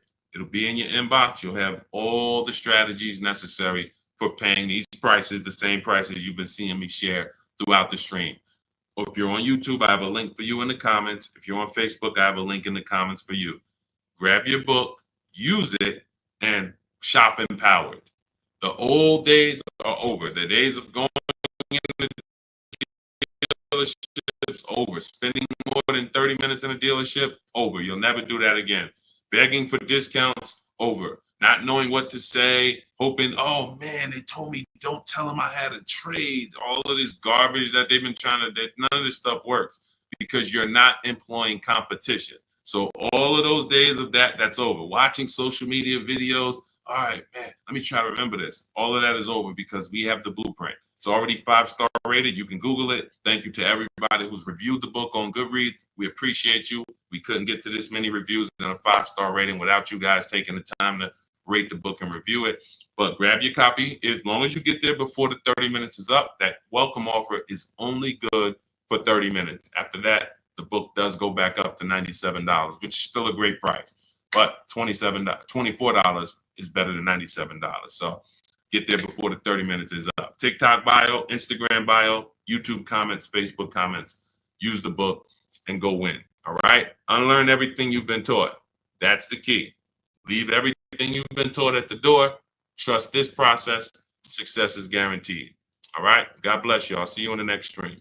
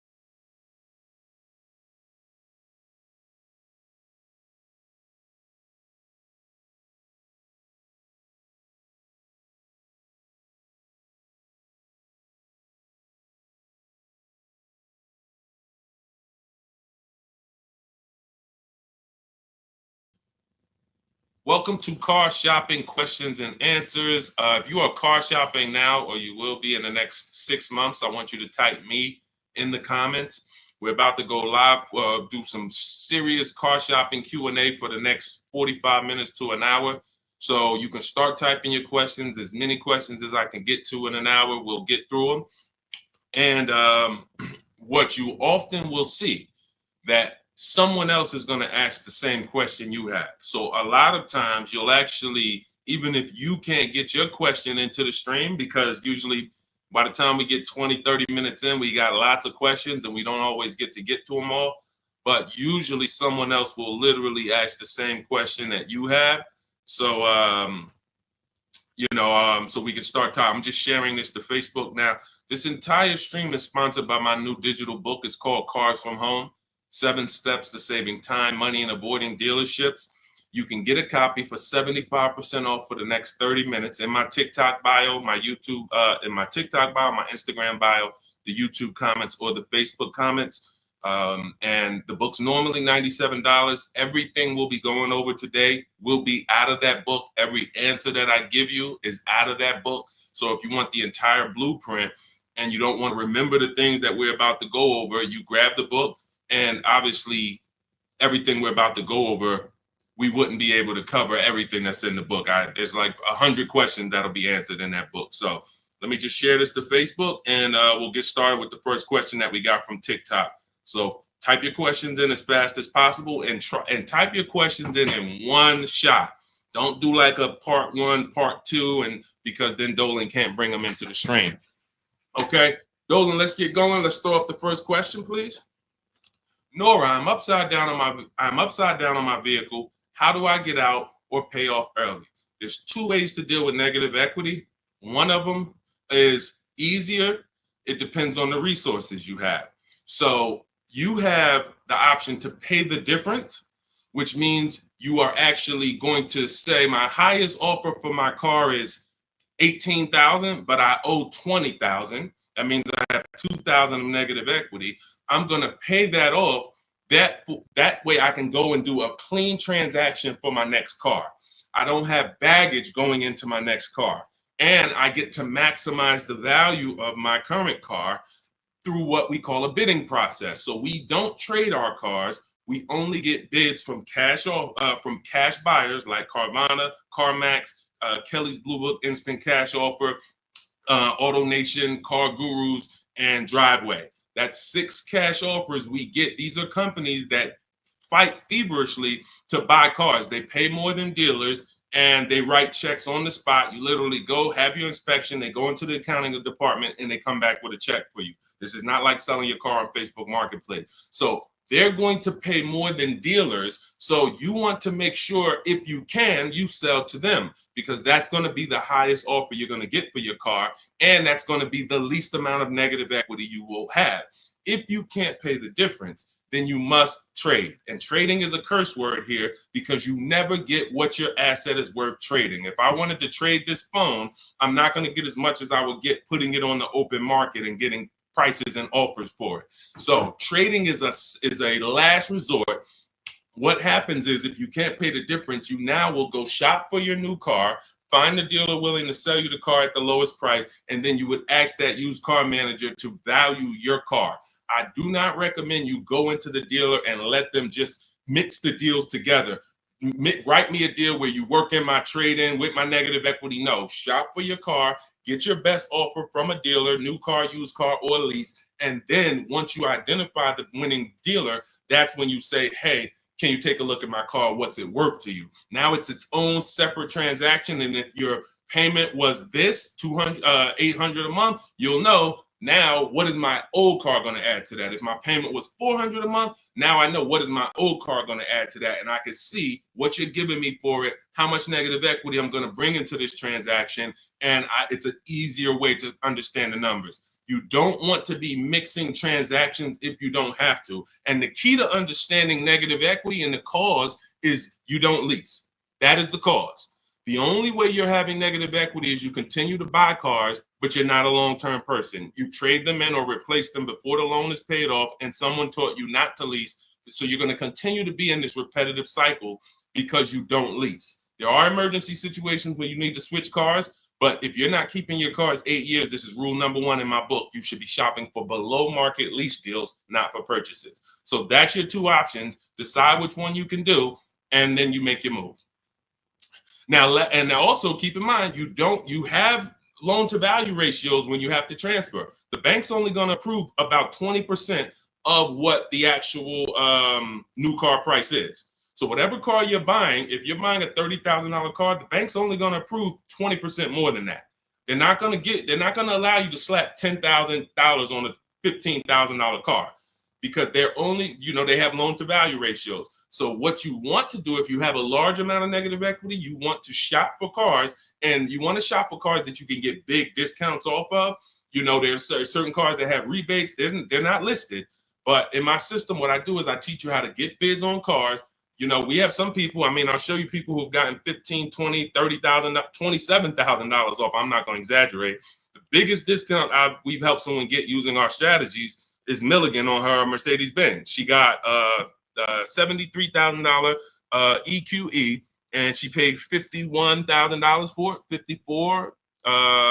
It's $27,000 off. I got it up here. So if she had, let's just say she had 15,000 in negative equity, it's no problem. She's not going to blow out the loan to value ratios because she got a huge discount off the new price. So it's going to fall within the bank's parameters. But I hate negative equity. I call it the devil to your car deals. I call it the bad credit for people with good credit. So it's important that when you get out of it, you know what the cause is, because if you don't know the cause, you'll be in negative equity again in 3 years. Most of you who have negative equity, you should be moving from a purchase into a shopping for below market lease, and stop tying up your money in these cars, and you'll never have negative equity again.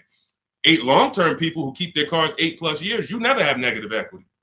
See, that's, you know, there's a reason for that. I'm keeping my car, I'm paying it off, I'm beating depreciation, I'm getting all the money out of my car. Short-term people should not be buying their cars. Go ahead, Dolan.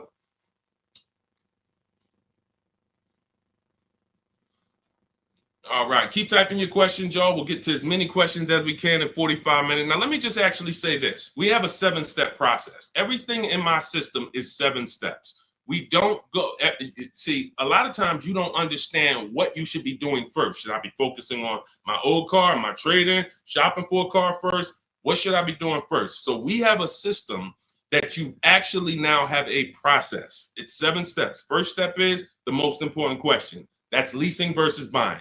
How are you going to beat depreciation? Because you're about to buy a depreciating asset. If you buy a depreciating asset with no plan to address or beat the depreciation, you are going to lose like everyone else loses. So we need to see, am I going to beat depreciation with a long-term purchase, or am I going to beat depreciation with a below market lease? Long-term purchase, I got to tie up my money. My money's going to be in the car 3 years, 5 years, 6 years, but over time, the depreciation is going to cool off. I'm going to have a vehicle that doesn't depreciate much. Who has a vehicle that they've had for more than 10 years? Type the number of years you've had it in the comments. If you had a vehicle for 10 years, type 10, 12, even if you had it for more than 8. Let's go 8 because it's called the 8-year rule. If you've had it for more than 8, type the number of years that you've had your vehicle in the comments. Let's see how many long-term people we truly have, because not a lot of people are long-term. Like every time I ask this question, we don't get a lot of people that's like, yeah, 8 years, 10 years, 12 years, 15 years. Look, we don't have many people that can say they even have a car on here that they've had for more than 10 years, more than 8 years. But you're tying up all this money in these cars, and then you're going and you're replacing them in 5 years and 6 years. And look, Sharon, 14 years. God bless you, Sharon. That's a long-term person. Look, Ray Johnson, 9 years. That's a long-term person. So they don't have to worry about depreciation. Their car right now is worth the same amount it'll be worth about a year from now. If Ray's car is worth $9,000, a year from now, it's going to be close to 9. He's beat depreciation. So if you're not buying cars to beat depreciation, you shouldn't be buying them, because you're not going to beat depreciation in the short term. You can't. It's impossible. The only way to beat depreciation as a short-term buyer is to get below market leases, because you're never tying up your money in that car. Not regular leases, below market leases. Big difference.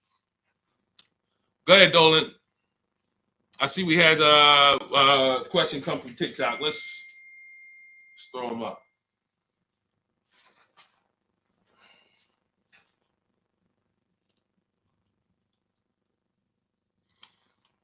Okay, what about a fun car? I'm planning to keep my brand new car for 5 years. My previous car was a lease and traded in since I had positive equity. That you're going to lose. Keeping a car for 5 years, a brand new car for 5 years, you're going to lose. And I'm going to show you how big you're going to lose by doing this. You can't keep a car for 5 years. If you're telling me you plan to keep a brand new car for 5 years and then replace it, this is the depreciation curve. This is the depreciation curve. You're going on a sliding board. Whatever you paid for this car, let's say you paid $35,000. In 5 years, that car is going to be worth $17,000, maybe $15,000, depending on how much you drive. You're literally going down a sliding board, and then you're going down another sliding board when you get your next car. You're wrapping up money in these cars. Now, when we look at somebody like Ray, who kept his car for 9 years, his depreciation curve doesn't look like yours. It looks like this. See, this is what it looks like when you first buy the car.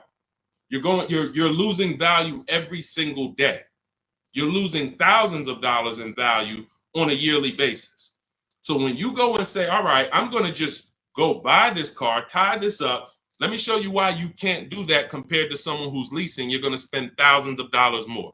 So you take somebody who got a below market lease like Zafrina. No, that's too. Let's use Zafrina. She gets a $65,000 vehicle. She's paying $579 a month. $65,000 vehicle, $579 a month. That's what we call a 1% lease or below. When you have your lease payment is 1% of the MSRP or less, that means that's a 1% lease or lower. She has a 0.88% lease. Now, she's not, over the next 3 years, she's going to invest in this car, $579 times 36. She's going to invest $20,000 to drive a $65,000 car. Now, if somebody bought this $65,000 car, what's their payment? Every $5,000, remember this rule, is about $100 a month on a 5-year loan. Remember that rule. Every $5,000, when you look at a car, is about $100 per month on a 5-year loan. So when you look at a $20,000 car, you should automatically say to yourself, that's going to cost me about $400 a month. You look at a $50,000 car, that's going to cost me about $1,000 a month on a 5-year loan. When you don't do that, now you let them put you in 6- and 7-year loans because you're not focused on what the real cost is. You're just like, get me to a low payment. I'll get you to a low payment. I'm going to put you in an 8-year loan. So we know this. Looking at her car, she would be spending roughly $1,300 a month if she bought that car. Even if she got an incredible deal, saved 10 grand off of the car, she's still going to be spending about $1,100 a month. She's putting $579 a month into this car. How do you compare $579 to $1,100? How do you compare $579 to $1,300? Let's say she bought a used version of this car. So instead of $65, she found a used one for $40. Every $5,000, $100, that's an $800 a month payment. How do you compare $579 to $800 for a used version? You can't. So when you're out here listening to people who've told you don't lease, they don't understand depreciation and they don't understand how to get below market leases. These are not regular leases. In order to get below market leases, you must employ competition. You must get at least 5 offers because every dealer's price is different. So when you walk into one Nissan dealer and they tell you it's $600 a month, you don't walk out and say, hey, Nissan's charging $600 a month. No, Nissan of Bay Ridge is charging $600 a month. But this Nissan deal over here might be at $500. This Nissan deal over here might be at $420. You need to stay at home, get multiple offers. You can do this my way through email using the systems in my book, or you can do it your way, calling around and get multiple offers. But once you see how different these offers are, you'll realize how many dealers have been ripping you off. And 80% of them do this. 80% of them, their best offer is not going to be below market. They're going to make a certain amount of money or they won't sell the car to you. But we find the ones who will. All of this is in my new digital book, Cars from Home. It's called Cars from Home, 7 Steps to Saving Time, Money, and Avoiding Dealerships. You can get a copy for 75% off for the next 30 minutes in my TikTok bio, my Instagram bio, the YouTube comments, or the Facebook comments. You'll have everything we teach step by step. You can Google the book, Cars from Home. It's already 5-star rated. We've already got tons of people using it, talking about it. And this is what I want for you. I don't want you paying above market or market value like everyone else is paying. You need to be paying below market value. And the only people that pay below market value are people with strategy. Okay, so I would tell you, Kitty Cafe, the first thing you need to be concerned with is actually leasing and not buying. You said you were a leaser. See, and oftentimes people who go from a lease to a purchase, I'm sorry to say you didn't get a good lease deal. Because if I'm paying, think about what Zafrina's paying. Let's continue to use Zafrina as an example.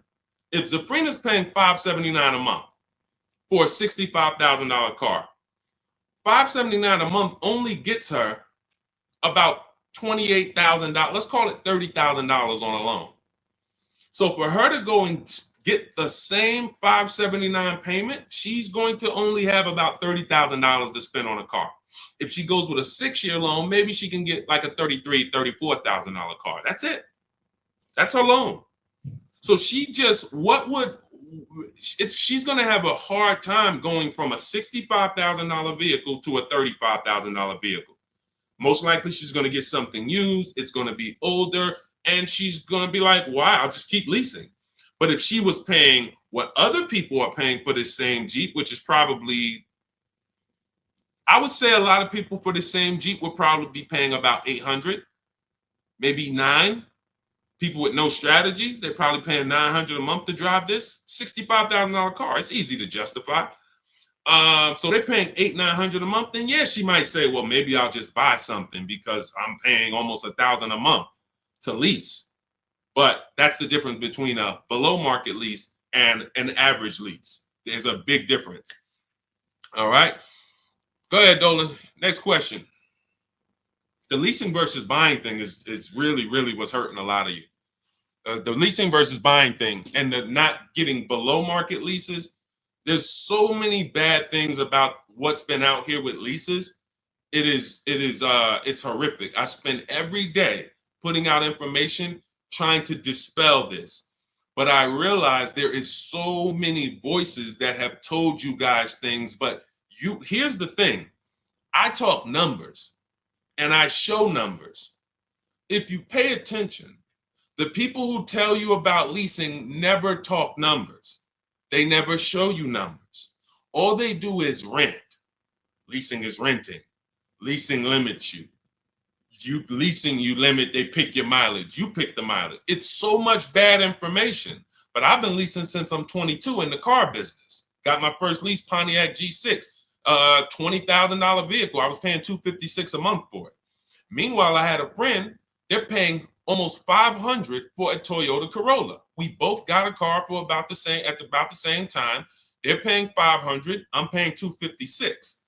I'm seeing what they're going through with their car breaking down, getting older, because they kept the car for a while, getting older, and now I'm on my second car, paying a low payment. And as a young person, you don't want a $500 payment. I didn't need a $500 payment when I was 22. Just had my daughter. I needed that $256 payment.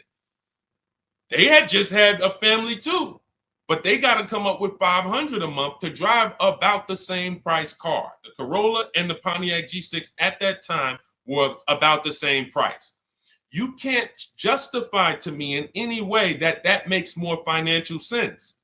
There's nothing you can say to me unless that person's going to keep the car, pay it off, and then keep the Corolla forever. If you're going to keep the Corolla for 10 years and then you pass it down to your daughter or your son at their first car and now you just got an extra car, that's a different story. You shouldn't be leasing if you're that person. But if you're a 5-year, 6-year owner, 7-year owner, and you're just paying these high payments, you pay your cars off, and then you go back into another finance, you're just overpaying. You're throwing thousands of dollars out in the garbage, and there's no way around it. You put me against anybody. You put me on the stage with Dave Ramsey himself, the guy who has programmed thousands of people never to lease cars, and you give me 15 minutes. I don't need 2 hours with Dave.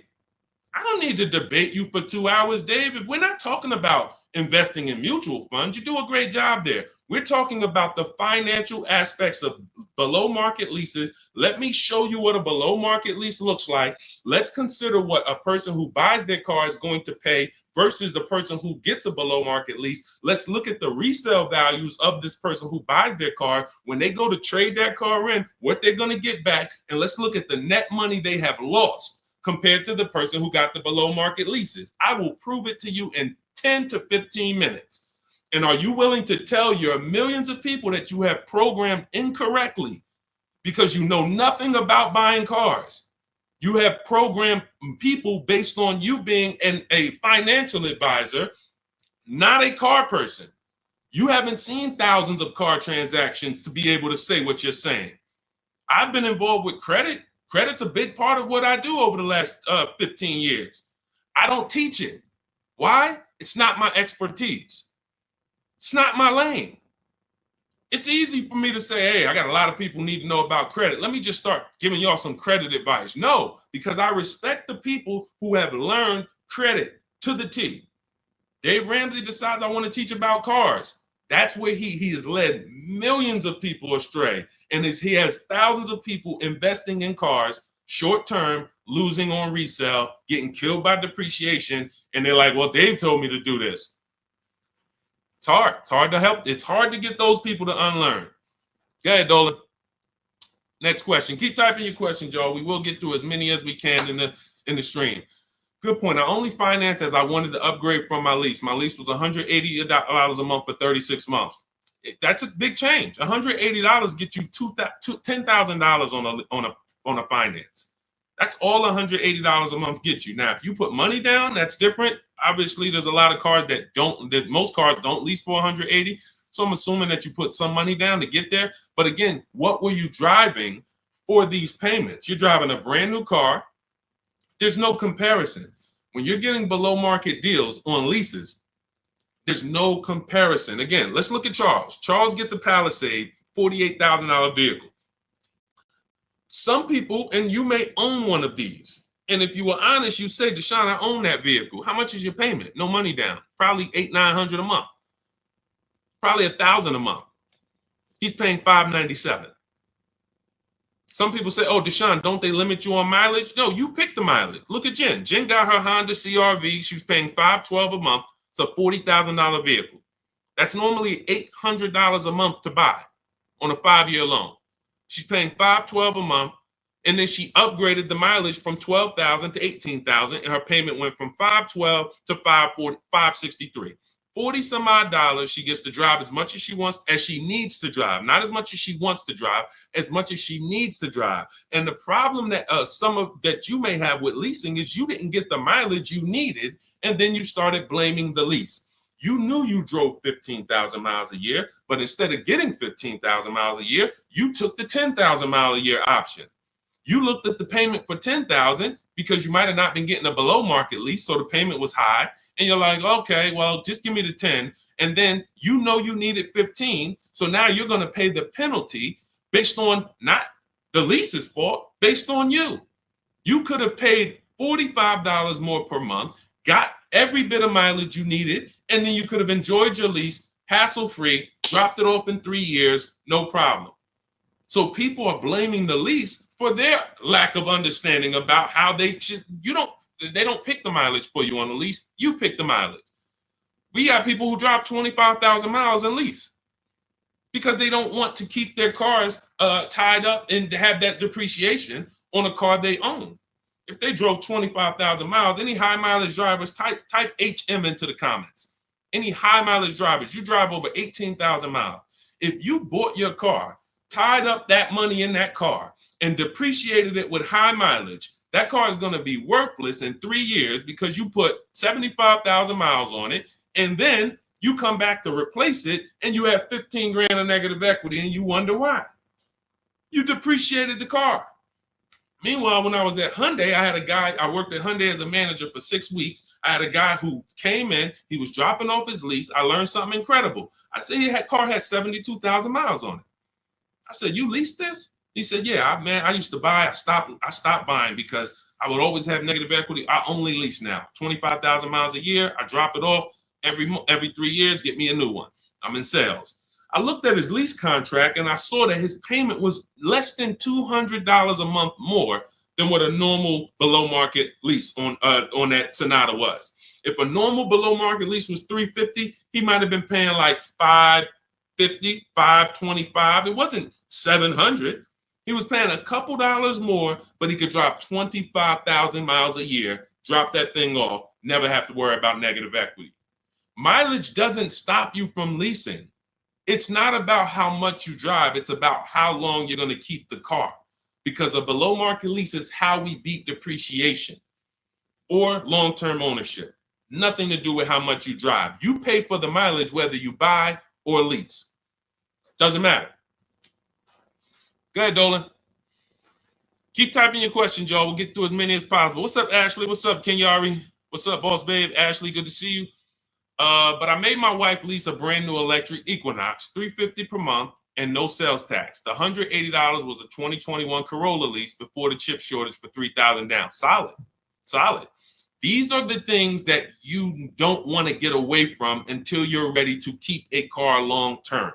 If you are leasing and not keeping cars 8 years, keep leasing. Make sure you're getting multiple offers so that you can get these below market leases, so that you're not paying these prices on the commercials that you see with $5,000 down and all of this tax that's not included. We are getting below market leases, and in order to do that, you must get 5 offers, at least 5 offers. Now you get these below market leases, and you keep doing that until you are ready to buy something. Because as Cafe just said, if he's paying $3,000 down, $180 a month, somebody who bought that Corolla is paying $3,000 down, $500 a month, because a Corolla is probably about 25 grand now. So that's a $500 a month payment with their taxes that they're paying when he's paying $180. This is not, look, for a brand new electric Equinox, he's paying $350 a month. This is someone else who knows how to get great lease deals, whether he's negotiating for them or whether he's calling around getting multiple offers. It doesn't matter. He's getting prices that you are not getting. And that's the prices we get. You want to understand that all prices aren't the same. There's below market price, there's market price, there's above market price. Above market is for the people with no strategy. You just walk in and you sign the deal. You might say no one time, and then the next offer you sign it. Market value is for the negotiators who are trying to feel for the bottom. You don't know where the bottom is, but you say, hey, take $2,000 off, we got a deal. Give me invoice price, we got a deal. You're paying market value. You're not getting anything special because there's hidden money, rebates, incentives that you don't know about. There's markups in the lease contracts, in the money factor, money hidden, you don't know about. And you'll never know about it until you get multiple bids. But below market price is reserved for the people who are shopping multiple dealers. We do it from home, getting multiple offers, and now you're paying $350 a month for a car that other people are paying $600 a month to own. You cannot justify pulling up in the same car and one of you is paying $350, one of you is paying $600. But the one who's paying $600 says, well, I'm going to own this. But by the time you pay it off, you're just going to turn around and get another car and do it all over again. So you never win, ever. It's a bad way to move. Go ahead, Dolan.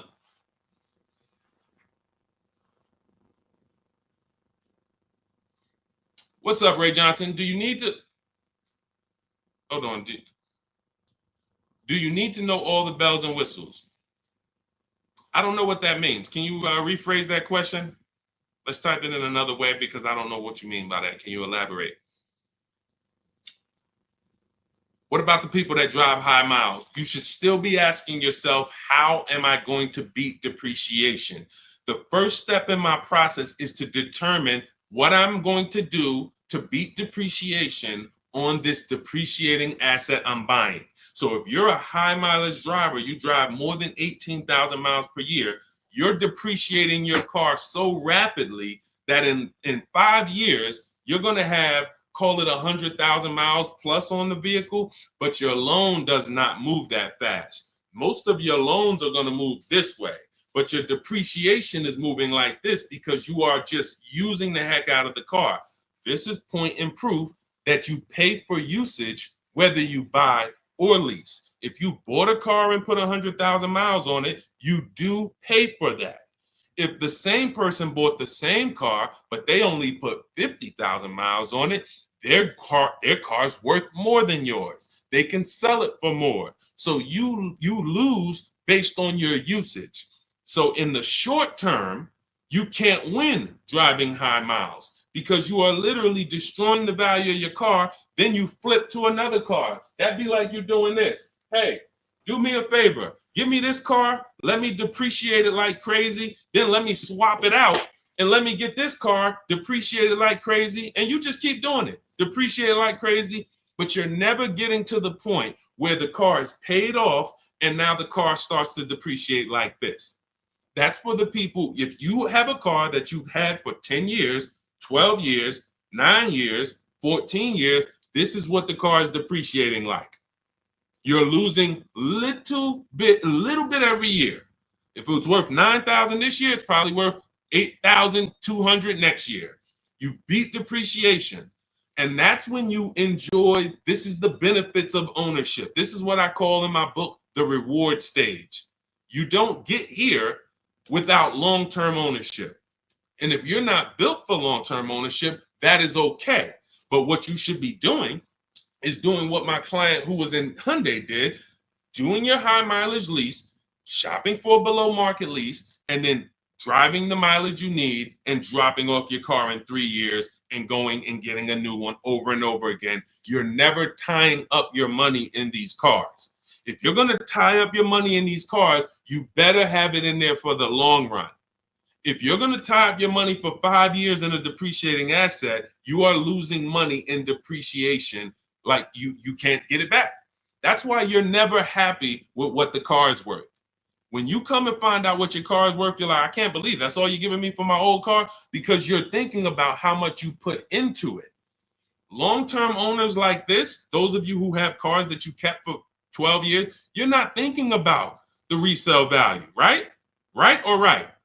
You're like, Sean, I got so much money out of this car. I had this car, man. The transmission went out. I put a new transmission in it. I got my money out this car.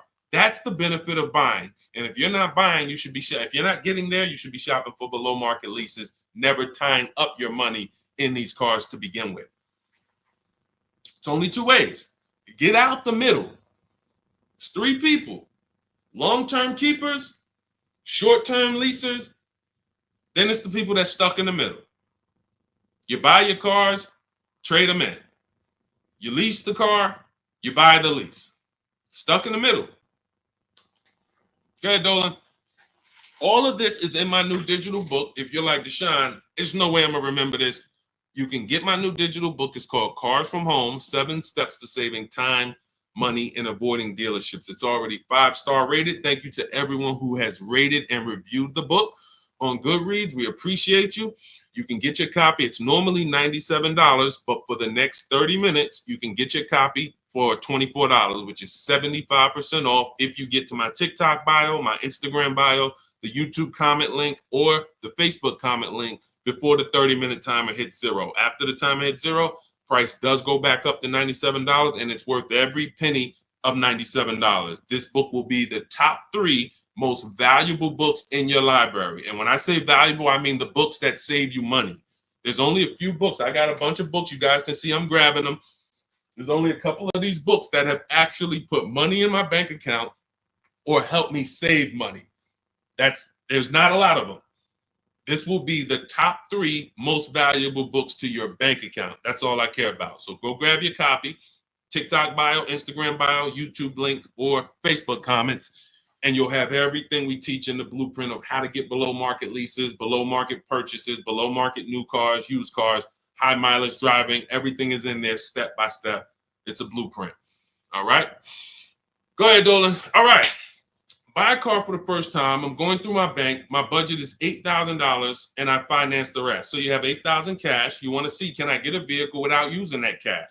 So if you're talking about financing, first thing you want to decide is, what can we get without a down payment? So depending on where I want my payment to be, let's say $350 a month. Maybe I want it to be $350 a month for 5 years. Well, can I get a car with everything I want, everything I need, $350 a month for 5 years? That's my budget. If I could do that, I don't need a down payment. Now, if you say, okay, $350 a month for 6 years, no money down, that's a little more money. If you say, all right, $350 a month for 5 years, but then I'm going to use some of my down payment. Now I can get even more car. And then your max budget might be $350 a month with my down payment for 6 years. See, all of those numbers didn't change, but the terms changed and what you bring to the table changes. That budget doesn't change, but you don't realize if I get a car for $350 a month for 5 years, I paid less than if I get a car for $350 a month for 6 years.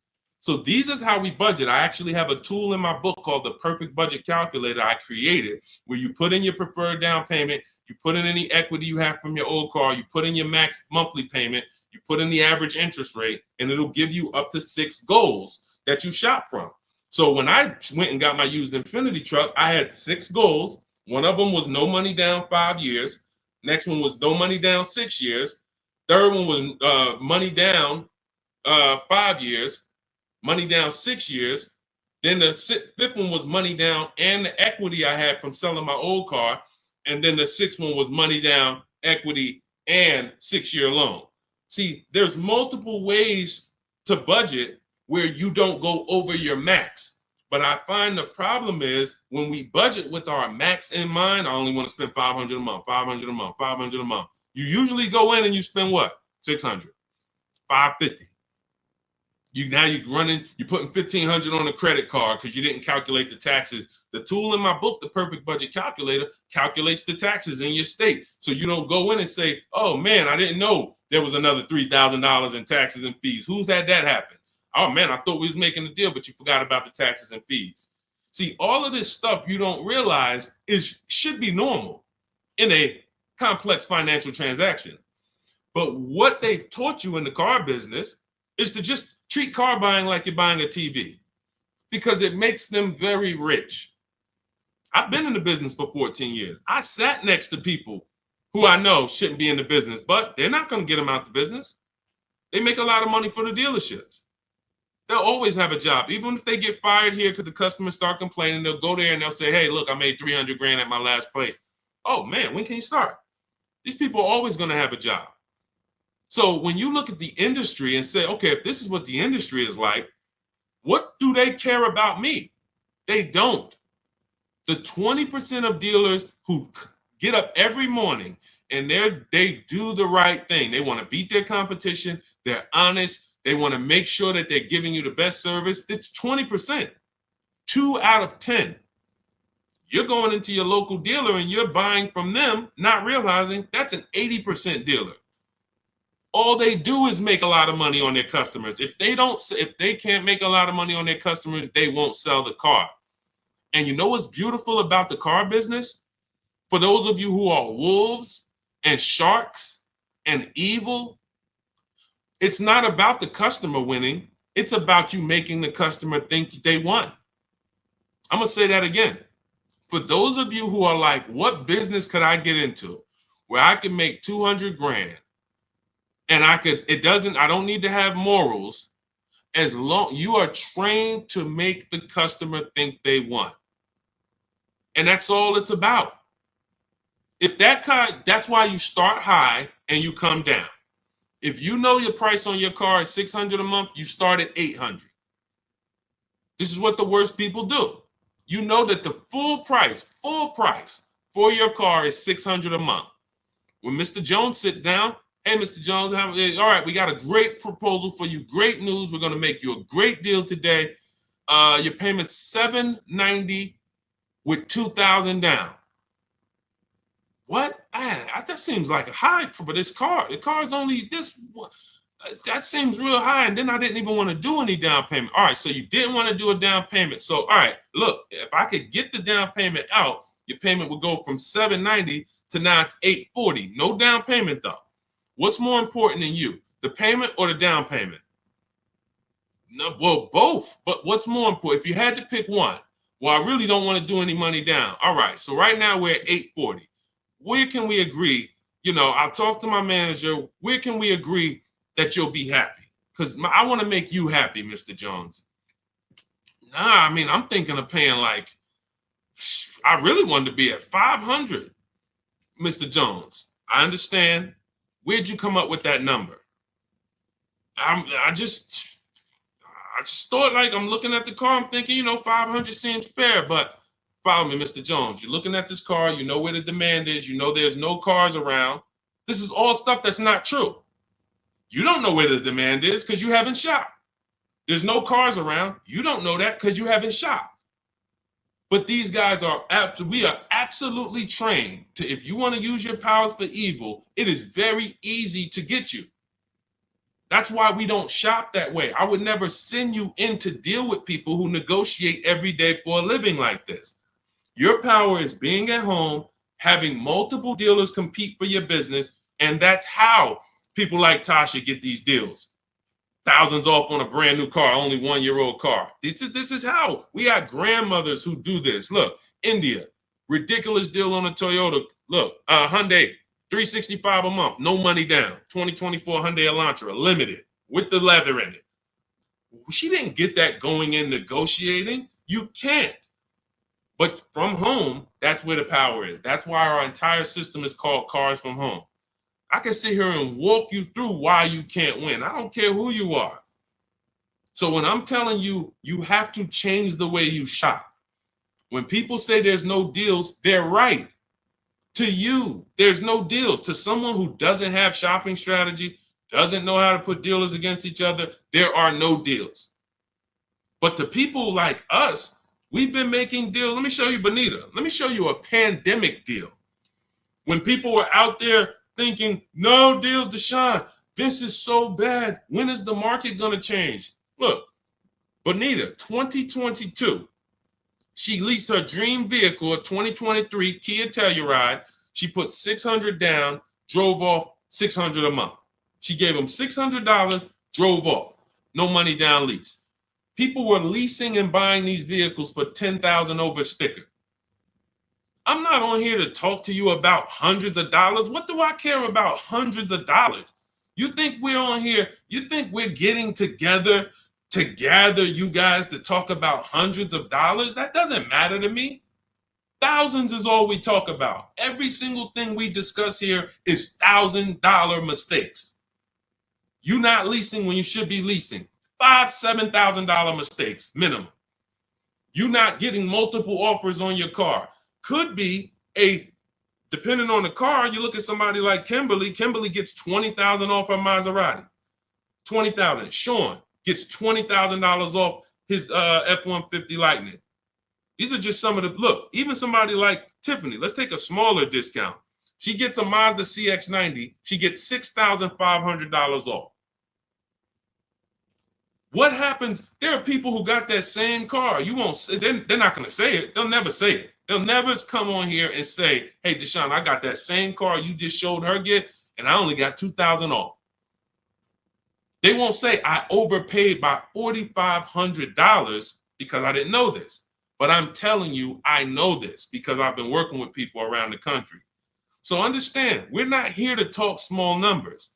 When we're tapping in, we're asking you to tap in, lock in, so that you can actually keep thousands and thousands of dollars in your bank account instead of putting it in these cards or giving it to these dealers.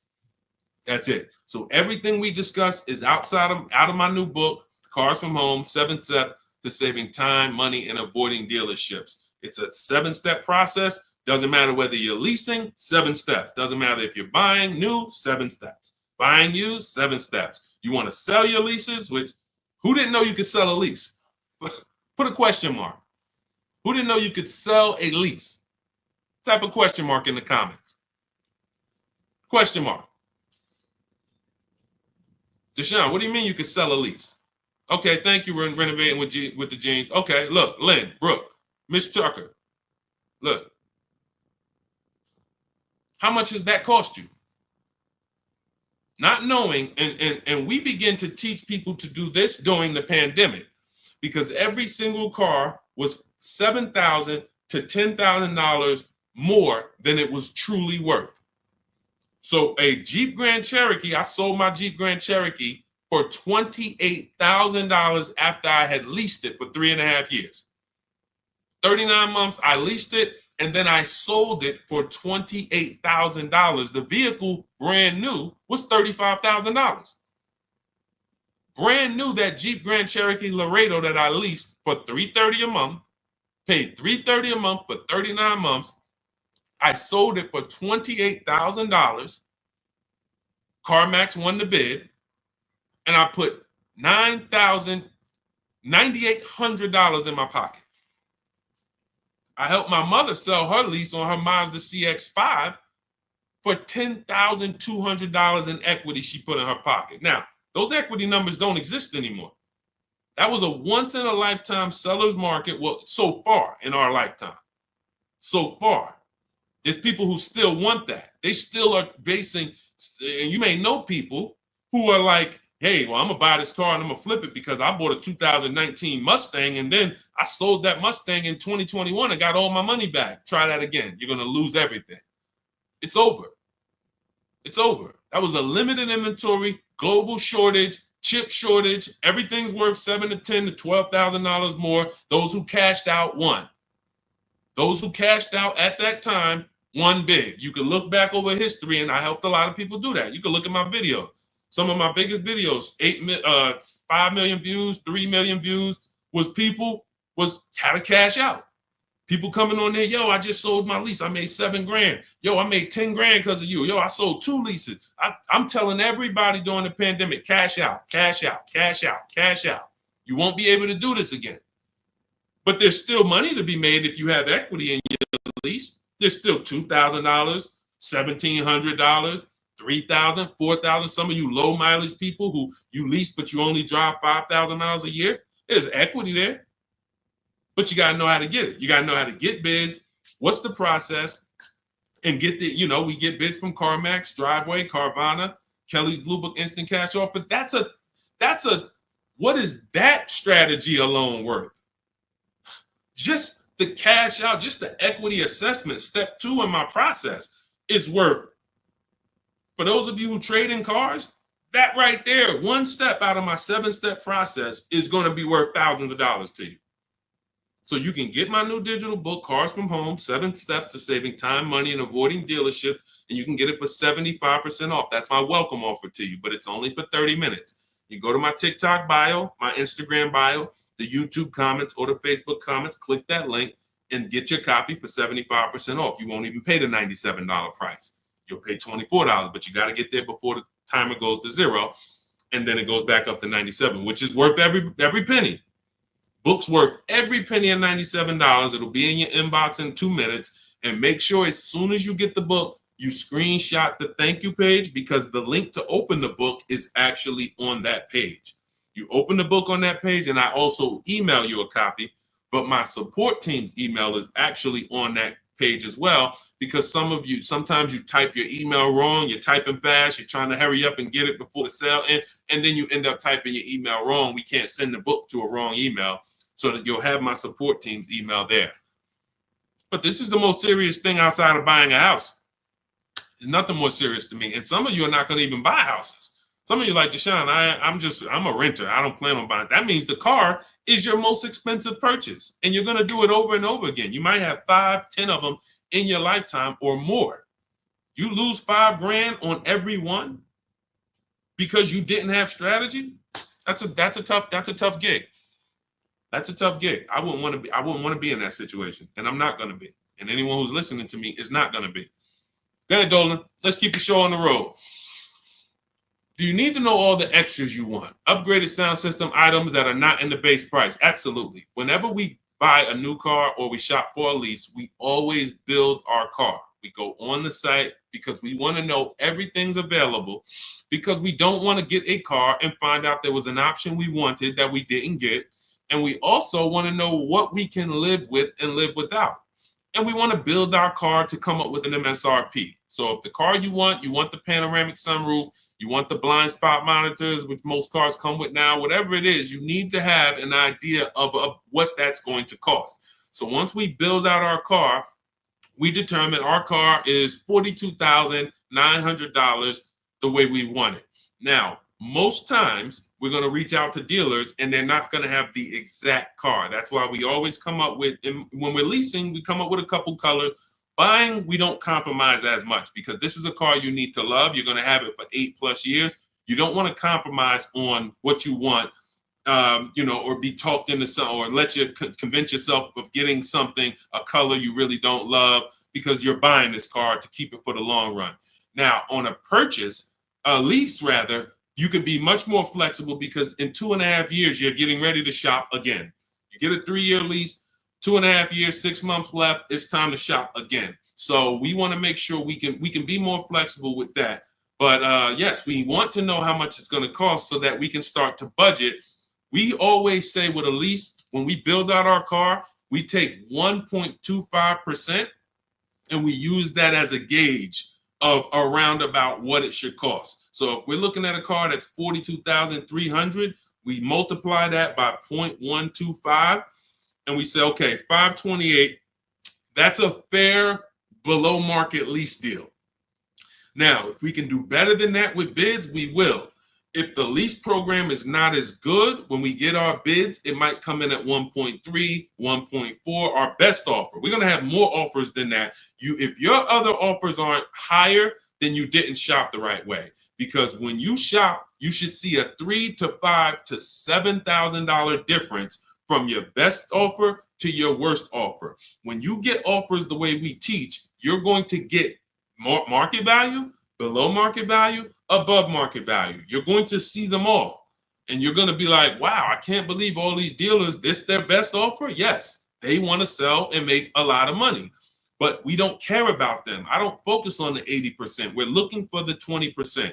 So we use this as a gauge to say, all right, this is around about what I think I should be looking at paying, depending on the deal that I get when I actually get my offers. So that's why it's important for us to build the car. Those are all the reasons it's important for us to build the car before we actually go shop for it. Okay? It's a great question. I see you. I'm leasing this year. There you go. If I could get more people to lease, wake up and look. I don't want you leasing if you're keeping your cars 8 or more years. That's the key, because sometimes people will come on the stream, hey, is this all about leasing? No.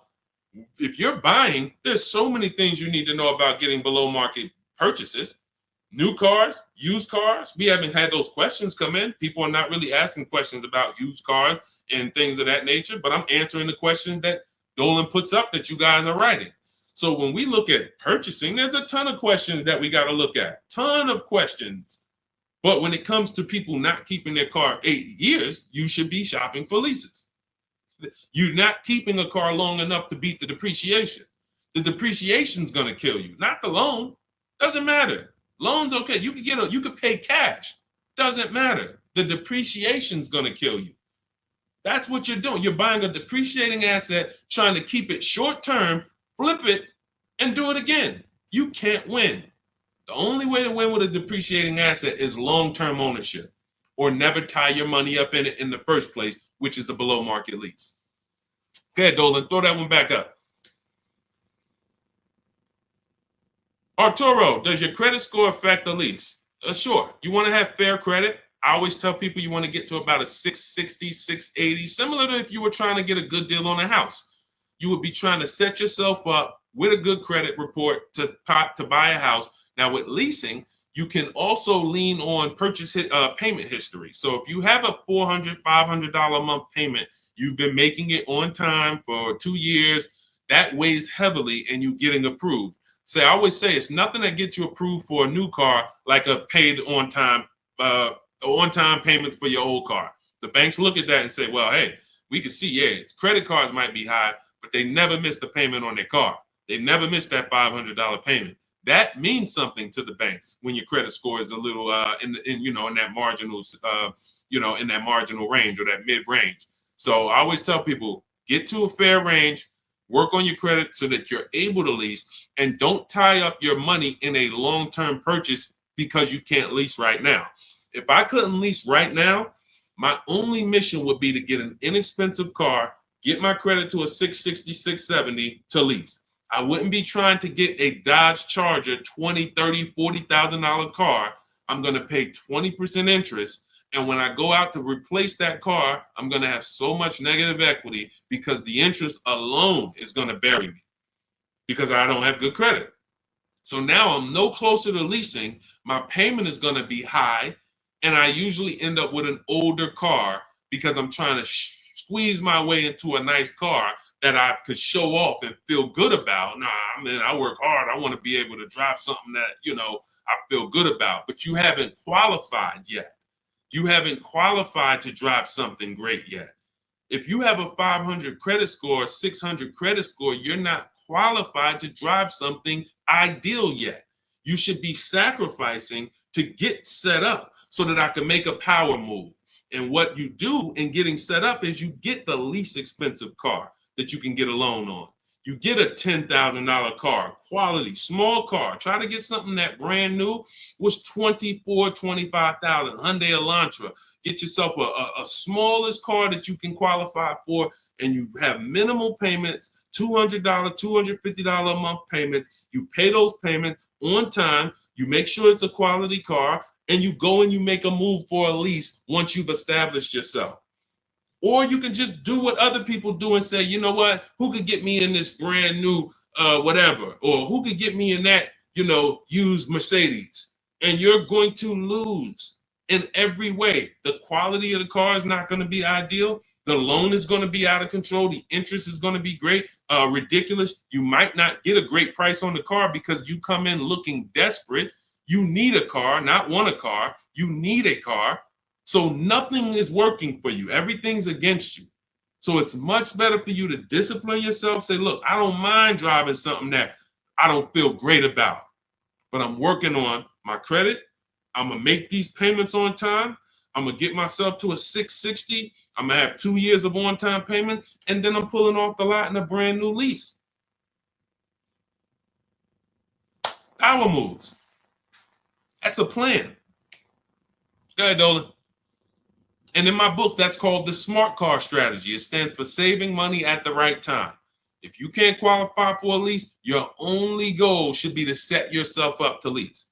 Now, if you're buying and your credit's not good, I'm an 8-year person. I keep my cars 8 or more years. Nothing wrong with buying a higher priced car and refinancing it later. So if you say, hey, I need to get, if you're a long-term person, your goal should be get a great price on the car. You're going to pay more in interest and then fix your credit. And instead of changing the car in 2 years to a lease, you would change the loan, refinance, and then you would keep the car. So it's depending on long-term versus short-term is everything. That's why in my book, it is step 1. You need to know from the get-go, am I a long-term person, 8+ years, or not? Because that's going to be the foundation we build on. Everything else comes after that. Karen, thank you for helping with my digital book. I wasn't checking my email. Of course, we want to use cars. So you're just following the multiple marketplace strategy. There's steps before that. And here's what I tell you, guys who have my book, ask yourself, what step am I on? This is what I tell everybody that I work with. Ask, what step am I on? Because if you're doing step 3, but you have not done step 1, that's a clear indicator. Oh man, I haven't done step 1. Step 1 is leasing versus buying. Most important question. How are we beating depreciation? We go into deep. I show you lease scenario, purchase scenario, lease scenario, used car scenario, to make it very clear that if you set out to buy, but you should have leased, can't help you. You're lost. And I talked about that earlier. We ran Zafrina's $579 a month payment versus what a new car would cost her, which would be $900 or $65,000 car. That would have been $1,100. Or a used version was $800. So you can't compare that. If you go out and you get a great deal on a purchase and your payment's $700 a month, then that means that lease payment probably would have been $400 a month. There's no way to, how do I get out of this? You shouldn't have been in it. That's why this is step 1. So what was that question? What was that question? I don't even know how I got on that. Oh, you said I want a used car. Yeah. So so you want to ask yourself, where am I at in the process? Because we're not in the market until step 5. Step 5, we're in the market. That's when we're on our marketplaces, shopping, narrowing it down. We have specific ways we narrow down used cars. This is not just general information that you could find on social media and you Google it, how to buy a used car. Yeah, good luck. That stuff means nothing. Car salespeople are been watching those blog articles for years saying, okay, this is what they're coming to do. Don't tell them you have a trade-in. Okay, good. Stuff has been around for 20 years. What we're doing is we're narrowing it down when we get to step 5, based on title history, service records, accident history. Then we're narrowing it down and we're coming up with our top 5 choices, top 3 to top 5. Then we're verifying who has bogus fees, who put one price online that they're not going to honor. So all of these This is my top 5 list, but some of these might be fake prices. So we need to verify that. And then we're going to get the new car price to find out what the true discount was. How much was this vehicle brand new? When I bought my Infiniti truck, I narrowed it down to 4 choices. They were all white, between $30,000 and $32,000. Sounds similar. They're not. You're looking at 4 white Infiniti trucks between $30,000 and $32,000. Similar miles, all 2020s. They were 3 years old at the time. Looking at all 3, whoa, these vehicles look similar. Once I got the brand new price, I found out one of them was $46,000 brand new. The other one was $48,000 brand new. The other one was $52,000 brand new. And the one I ended up getting was $54,000 brand new. Big difference. See, so what seemingly was close was nowhere near close. The furthest apart was 54 to 46. It's an $8,000 difference between the least expensive one and the most expensive one. But without the brand new price, you don't know that. You're choosing the wrong vehicle, thinking, oh, I got a good deal. No, the good deal was that other one that you didn't pick because you didn't have the brand new price. So that's step 5. But we got plenty of things we do before that to verify the DNA of the vehicle, check the data. And look, let me be clear. It takes me 90 minutes to buy cars. I'm not putting a system together that takes days. I'm not going to do it. It's not necessary. Choosing your vehicle, that might take you days. Going and looking at cars, test driving, that might take you days. Deciding what you want. We call that shopping. That's a step in my book. Shopping, not buying. That's deciding what you want. But once you know what you want, 90 minutes. Now, first time you use our system, it might take you 2-3 hours because you're just learning. You're overthinking. Haven't trusted our process yet. That's normal. But once you see, wait, this is simple steps. I'm going to websites, putting information here, looking at this. This is stuff a high school kid would do. If I could teach a high school kid to buy a car, it'd be easier than some adults because they don't have to unlearn much. Adults, it's like, hey, but I don't have to go into the dealer. You know, hey, Deshone, I went into the dealer and this is what they said. Deshone, my dealer called me and they said this. Well, when did I tell you to talk to the dealer? I thought you were coming to use our system because you didn't want to talk to the dealers. Yeah, you're right. See, that's overthinking. Now, that doesn't mean you're going to lose because we got a lot. That's how a lot of people come. You're trained to do things one way. You have to unlearn that.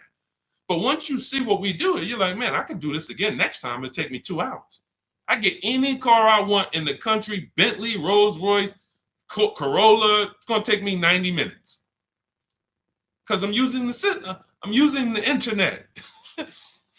We're emailing. You know, I'm not getting in my car and driving to a dealer. So that's what we need to focus on. I know you have the book. Make sure you're asking yourself, where am I in the process? Start with step 1, just check them off. Step 7 is delivery. So when you check off delivery, you're done. You got your car. All right. Everything that I'm teaching is in my new book. It's called Cars from Home. It's a digital book. It's called Cars from Home, 7 Steps to Saving Time, Money, and Avoiding Dealerships. You can get your copy for 75% off. It's part of my welcome offer. It's normally $97. But if you get to my TikTok bio, my Instagram bio, the Facebook comments, or the YouTube comments before the 30-minute timer hits 0, you got your copy for 75% off, which is $24. And it'll be in your inbox in 2 minutes. So once the timer hits 0, price does go back up to $97. And it's still worth every penny at $97. Go ahead, Dolan.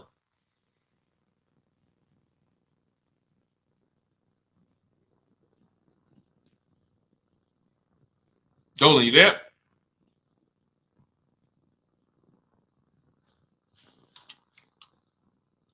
All right. Is it worth buying a BMW or Mercedes brand new or pre-owned certified?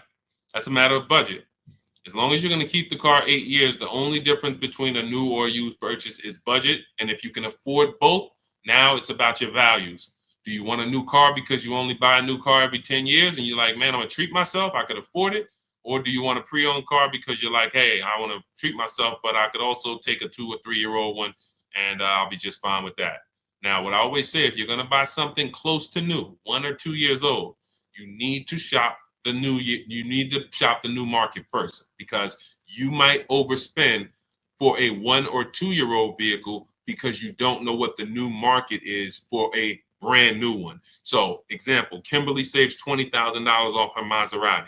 Sean saves $20,000 off his F-150. Milligan saves $27,000 off her Mercedes-Benz. So when you look at these vehicles, and I show these deals, if you're on YouTube, if you're on YouTube, that's Melissa. If you're on YouTube or Facebook or Instagram, you can see these. You zoom in here, you can see she saved $27,000 off her Mercedes. And some of these vehicles, even with these leases, you'll see people have saved 10 grand, 7 grand. Now, let's take the more dramatic discounts over 10 grand. If you can save over 10 grand on a brand new vehicle, then that means when you go buy a 1-year-old one, what should you be saving? If I know that the new market is 10 grand off, then for a 1-year-old one, I'm looking for about 18 grand off. I'm not looking for 15 grand off. 5 more thousand, I'll get a brand new one.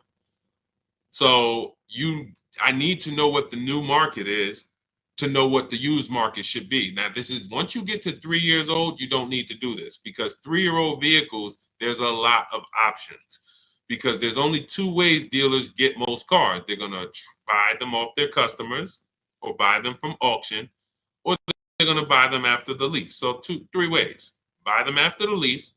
Most leases are 3 years. They're going to buy them from their customers. Most people don't trade their cars in 2 years. Or they're going to buy them from auction.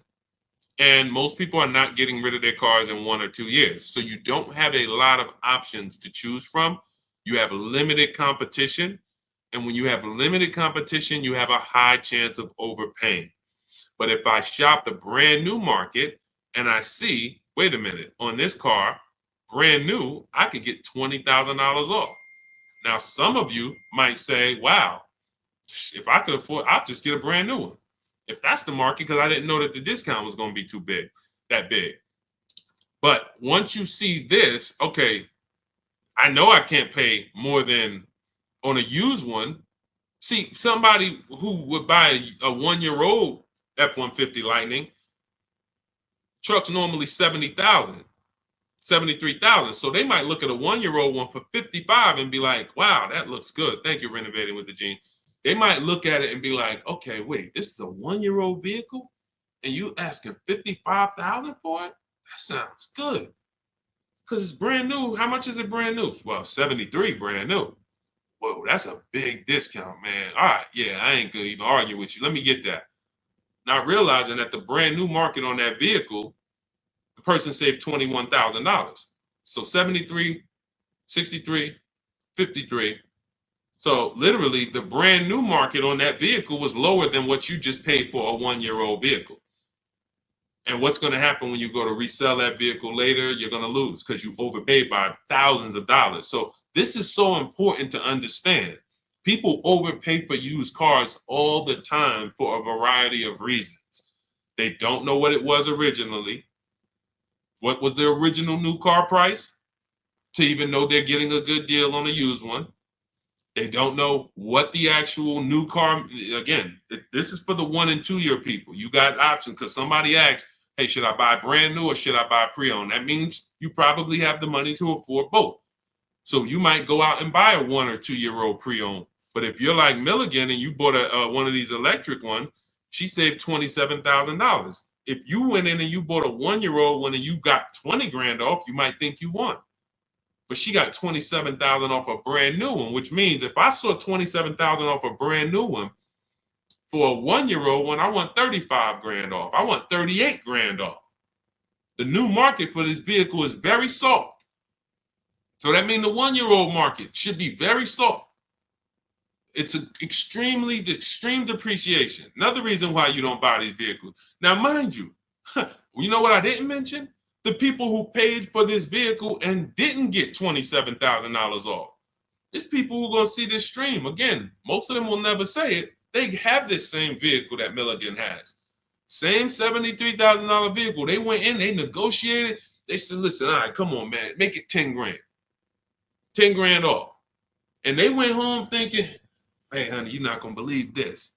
Guess how much they took off the truck? How much? 10,000 off. They in there, oh, I won. See something like this? That's why you can't feel for the bottom. Negotiating and feeling for the bottom, wondering, all right, I think I'm at the bottom. That sounds good. You can't win. In fact, I've showed you multiple ways you can lose huge like that, and people are losing like that. You can't feel for the bottom. You don't know what we have as the dealers. You don't know what rebates I have. You don't know how many incentives I have. You don't know if the manufacturer sent us extra money because we got to move these vehicles. You don't know any of that. You come in and asking for the invoice. All right, invoice on a $73,000 car, 6.5% markup. All right, invoice is 57, and a good salesman's gonna fight you for invoice. They're not gonna just lay down and give you invoice, even if they sitting on 20,000 in rebates. A good salesman is fighting for every dollar of the commission. So you've been, hey, how they gonna fight? They got 20 more thousand. You telling me they got 20,000 in rebates and they gonna fight me for 1,000? Yes, because it's perception. If they take off $10,000 for you in a heartbeat, you might think, wow, you took off 10,000 a little too fast. This is how salespeople are trained. So I'm telling you, the people who believe it, they're going to win. If you listen to me, you're going to win. If you don't listen, you're going to keep losing. And when I say losing, I mean, show me your car deals. Show me your car deals. That's all I care about. Sean, I'm going to do it my way. Okay, show me your car deals. DM me. Sean, I did it my way. How this look? All right, would you bet me $1,000? I can't find a better deal than this. Would you take the bet? I'm looking at your deal. You did it your way. Yeah, I went in. I negotiated this thing. Okay. Would you bet me $1,000 that I can't find a better deal than this? Oh nah, man. I don't think I want to take that bet. I know you don't, because you don't have confidence that you actually got the below market deal. You might have got the best price from that one dealer. I don't doubt that. But that dealer is an 80% dealer, and his competition would blow this price away. But because you didn't talk to his competition, you never gave his competition an email, you never gave them an opportunity, you don't know that they would have beat this price by $3,000 or $5,000 or $10,000. That's what we do here. That's what Cars from Home is. That's why our system is called Cars from Home. All our deals, 90% of what we do is from home. 90%, and sometimes 100%. Only time we can't do 100% is if a dealer doesn't deliver or we're buying a used car. Used car, we must go to the dealer. We must test drive that. That's our last step in our process before we lock the deal up. We cannot, but we've had tons of people who never left their house. I have a couple of them on here. Delivered the car. Let's see, we got people on here. Leasing process went quick. Sent the email. Anyway, I could pull up a bunch of people who just did. That's simple, because dealers this is 2024. Like, people think Carvana is the only place that delivers cars. There's plenty of dealers, especially the 20%, that'll bring the car right to your doorstep. Look, about 5 days I walked out. Yeah. Anyway, all right. I think we've done enough. Look, everything that we've taught today is out of my new book, Cars from Home, 7 Steps to Saving Time, Money, and Avoiding Dealerships. It's a 7-step process that I've developed over 14 years in the car business to buy, lease cars, below market value in 90 minutes. This does not take a lot of time. This is the easiest way. You don't have to be a great negotiator. You will stay at home where your power is, where you can put dealers against each other, put banks against each other. Thank you so much, Renovating with James. And you can employ competition. The same way you shop for everything else, competition, you can bring that to your car deals. And that's the only way you're going to get below market deals. And that's the only way you're going to start to enjoy car shopping. When you're at home and tons of dealers and banks are actually competing for your business, you actually enjoy that. That's why when you see people like Teddy, who said that I will never lease another car any other way. Look, suppose it's a bit wordy. Look at Teddy. You got his BMW 2024 i4 M50, $73,000 vehicle. His best offer was $856 a month, which is a 1.16 lease. His highest offer was $1,123 a month from another dealer. His closest dealer, his local BMW dealer, was where was it? Look, the dealer closest to me was $986. His closest dealer that he probably drove by and saw the car and said, man, all right, I'm gonna work with them one day. $986 a month. He ends up paying $856, over $130 less than his local dealer. But he did it from home. And he said at the beginning, I will never, I repeat, never lease another vehicle any other way. Now, had he bought the car and got $10,000 off, he would have said, I will never buy a car any other way. The Cars from Home way is how you are in control, how you feel like the prize. And when that 20% dealer wins your business, you feel like you won. You know you won. So, all right, let me get out of here, y'all. Grab your copy as my welcome offer to you of Cars from Home, 7 steps to saving time, money, and avoiding dealerships. 30 minutes only. You can get it for 75% off, which so you won't pay the normal $97. In my TikTok bio, my Instagram bio, click the picture of me, the YouTube link, or the Facebook link, and grab your copy. As long as you get there before the 30 minutes is up, you got it for $24, and you'll have everything step by step. You don't have to remember any of the things we've spoken about over the last hour, 15 minutes. You don't have to remember them because you will have the blueprint step by step. Leasing step by step, buying step by step, selling leases, selling your cars. We never trade cars, getting out of negative equity. All in there, high mileage driving, everything in my 14 years of experience is in that book. All right, so I look forward to you guys using it. Make sure you send me your success stories. Write me emails when you make your deals. Let's continue to 30 minutes now. It's only available for 30. Now, it's available forever. $97 is the price. Normal price of the book is $97. But for 30 minutes, you can go to my TikTok bio and you can get your copy for $24, which is 75% off. All right. God bless you guys. I'll see you soon. And keep unlearning, keep relearning. Thank you. Thank you.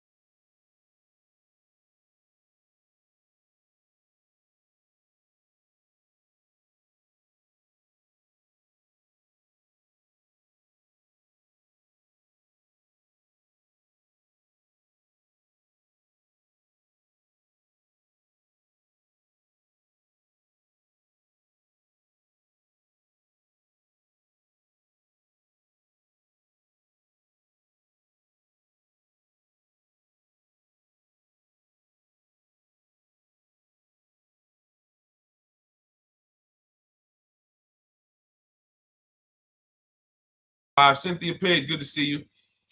But the first thing I want to do is warn everybody to tell your friends, sell their electric cars. Show them the video. Show them why. Because this guy just said to me, no, I really think electric cars are always going to have their place. What's going on? Good to see you, Isaac. I appreciate you. And could everyone share this broadcast if you're a sharer? I realize everyone's not a sharer, but to the sharers, could you share this broadcast? Shout out to you. Warn your friends that if Donald Trump gets in, he's already said he's going to make sure we could always have gas cars. That's good. I like a gas car. I haven't bought an electric car yet, but a lot of people have. And the minute, automakers do not want to make electric cars. Take it from me. I was in the business for 14 years.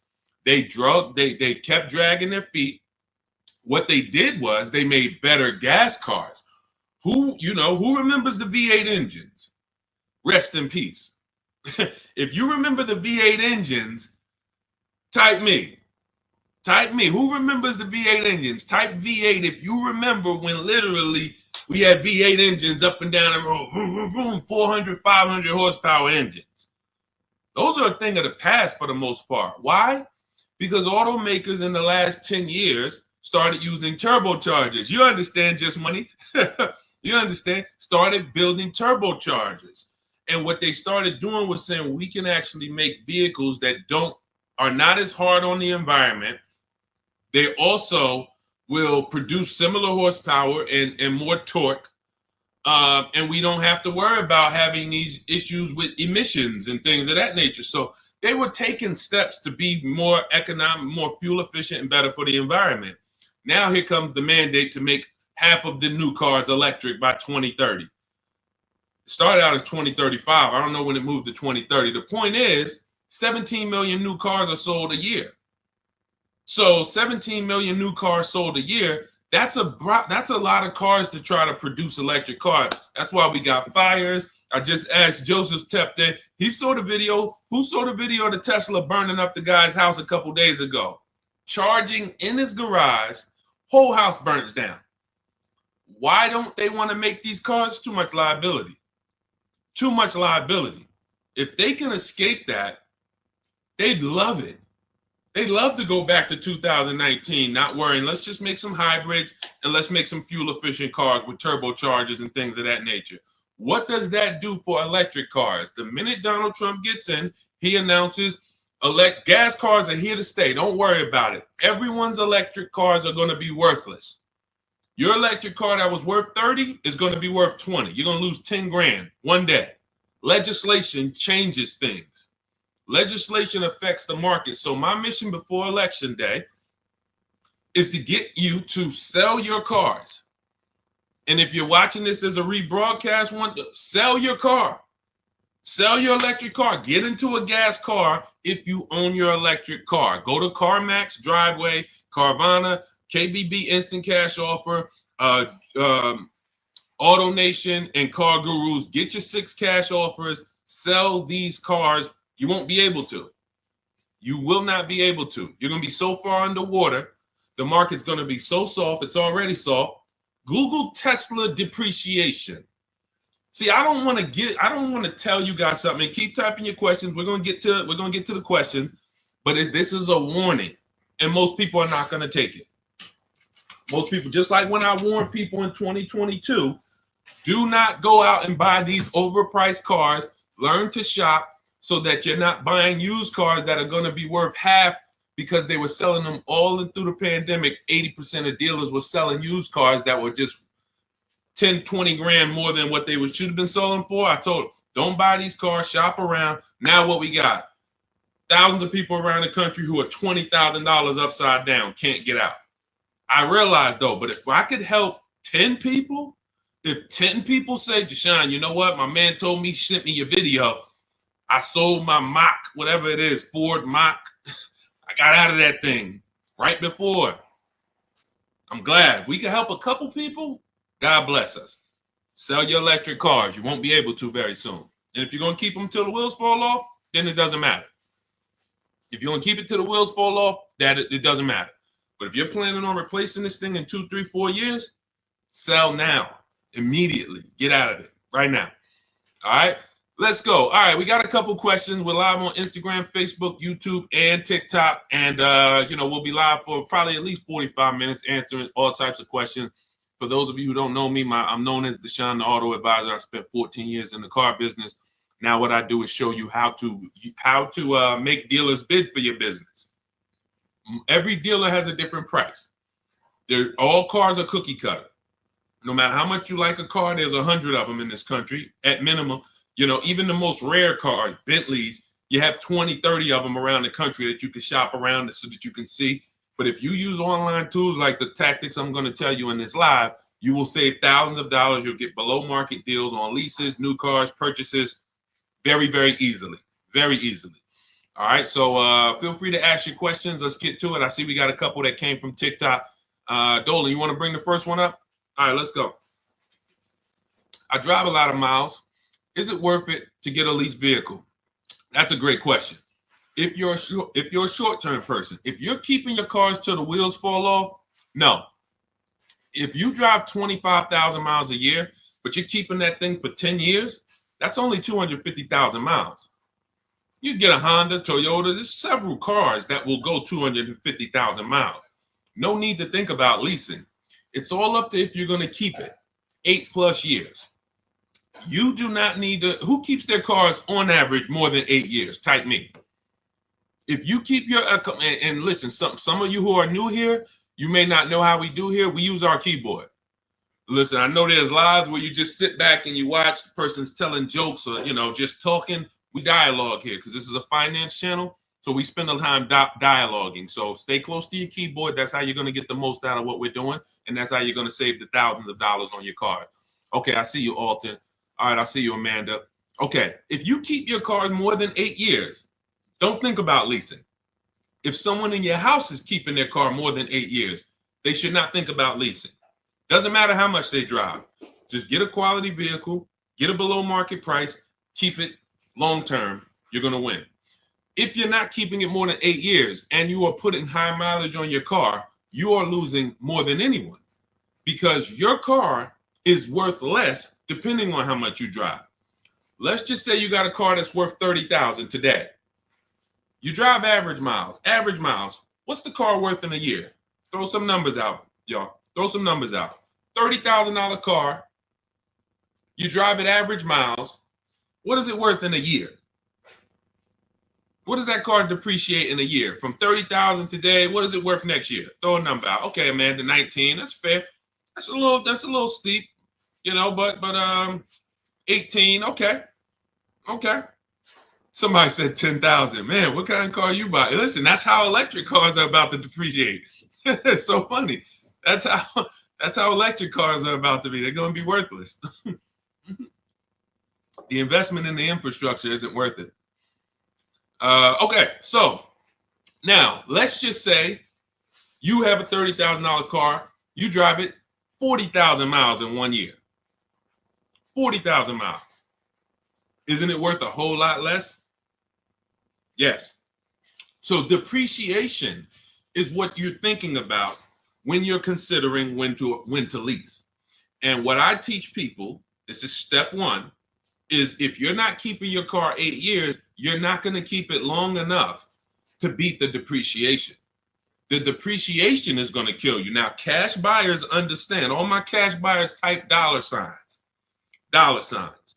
Cash buyers understand because they buy a vehicle. If they went to replace it in 3 years, they see what it's worth. They know what they put in. They know what they're getting back. And they're like, oh, this doesn't make sense. Payment buyers, they don't. Because all you really care about is payment. So they manipulate payments on you, stretch the loan out, 6-year loan, 7-year loan. You don't see how much you lost, and that's why you think you won. But in depreciation, cash buyers will always see how much their vehicle has depreciated. So how do we avoid it? Below market leases. In the short term, if you are not keeping your car long enough to let the depreciation cool off, then you should be shopping for a below market lease. Now, let me show you what a below market lease looks like because you may have never seen one. I'm sure you've seen lease commercials, 3,000 down, 4,000 down, plus tax, all of this. But this is what a below market lease looks like. You take, let me do an average vehicle. Let's take Raphael. This is a Jeep Grand Cherokee. Pretty popular vehicle, common vehicle. 45,000, let's call it a $46,000 vehicle. She got it for $549 a month. 1.19% of the MSRP, no money down. She gave him her first month's payment. She drove out of there. That's a below market lease. Let me show you another one. Look, India. She got a new Hyundai Sonata Elantra. 2024 Hyundai Elantra Limited. 36 months, $365 a month, no money down. That's a below market lease. So the key, there's 3 prices, whether you buy or lease. There's 3 prices you can pay. Market value, that's for negotiators. They're going to feel for the bottom. They're going to try to get to the bottom, but they won't ever know the bottom. So they're going to pay market value. Above market value is for people who just can't negotiate at all. You just kind of close your eyes and can't wait to get it over with. And then below market value. Now, how do we get below market leases and purchases? Competition. Very simple. Competition.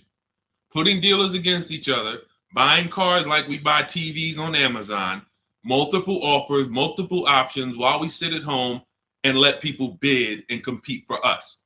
That is below market shopping. Now, that's everything I teach in my new digital book. It's called Cars from Home, 7 Steps to Saving Time, Money, and Avoiding Dealerships. It's already 5-star rated. You can Google it. You can get a copy of it as part of my welcome offer for 75% off. It's normally $97, worth every penny. You can see all the reviews. But if you get to my TikTok bio, my Instagram bio, the YouTube comments or the Facebook comments before 30 minutes is up, you can get yours for $24. That's 75% off. So you go activate your link, click the link in those bios or in the comments, and you can get a copy for 75% off. And you'll have everything I teach in a step-by-step way to getting these deals.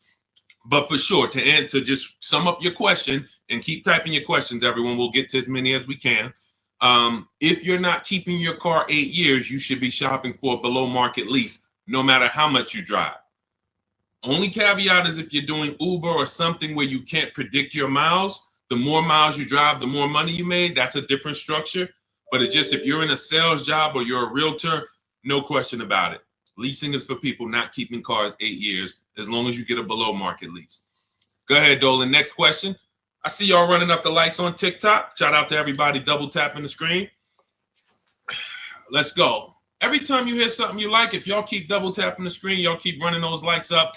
We appreciate you. And, shout out to the people who really support the movement, not the people who check into the broadcast, the people who support the movement, the sharers, the new followers, the people who tag their friends, the people who double tap the screen, the people who hit the like button. Shout out to y'all. We couldn't do this without you. We appreciate you. Banana phone, 10,000 down, 725 credit. What car should I get? It's a lot of them out there, man. Pick one that you like. And first things first, decide how are you already have the credit to buy or lease. I would really consider, see, that 10 grand down is how people, that car, if you don't buy a car right, which means you lease it, you buy it, but you should have leased, that 10,000 is going to be absorbed into that car. It's literally going to be sucked from your bank account into the car. You're not getting it back. You're not getting it back. So I'll give you an example. If we look at Zafrina got a $65,000 vehicle. No, that's Teddy. Let's use Teddy. $73,000 BMW he got. He put no money down. His payment's $856 a month. He used our system. We contact 25 dealers. Now you can do it your way. You want to call around, talk to managers, get offers. That's fine. I just recommend you get at least 5 offers. Because what we've seen, I've seen this, been in the industry 14 years. I've been helping people online for more than 3 years now, all around the country.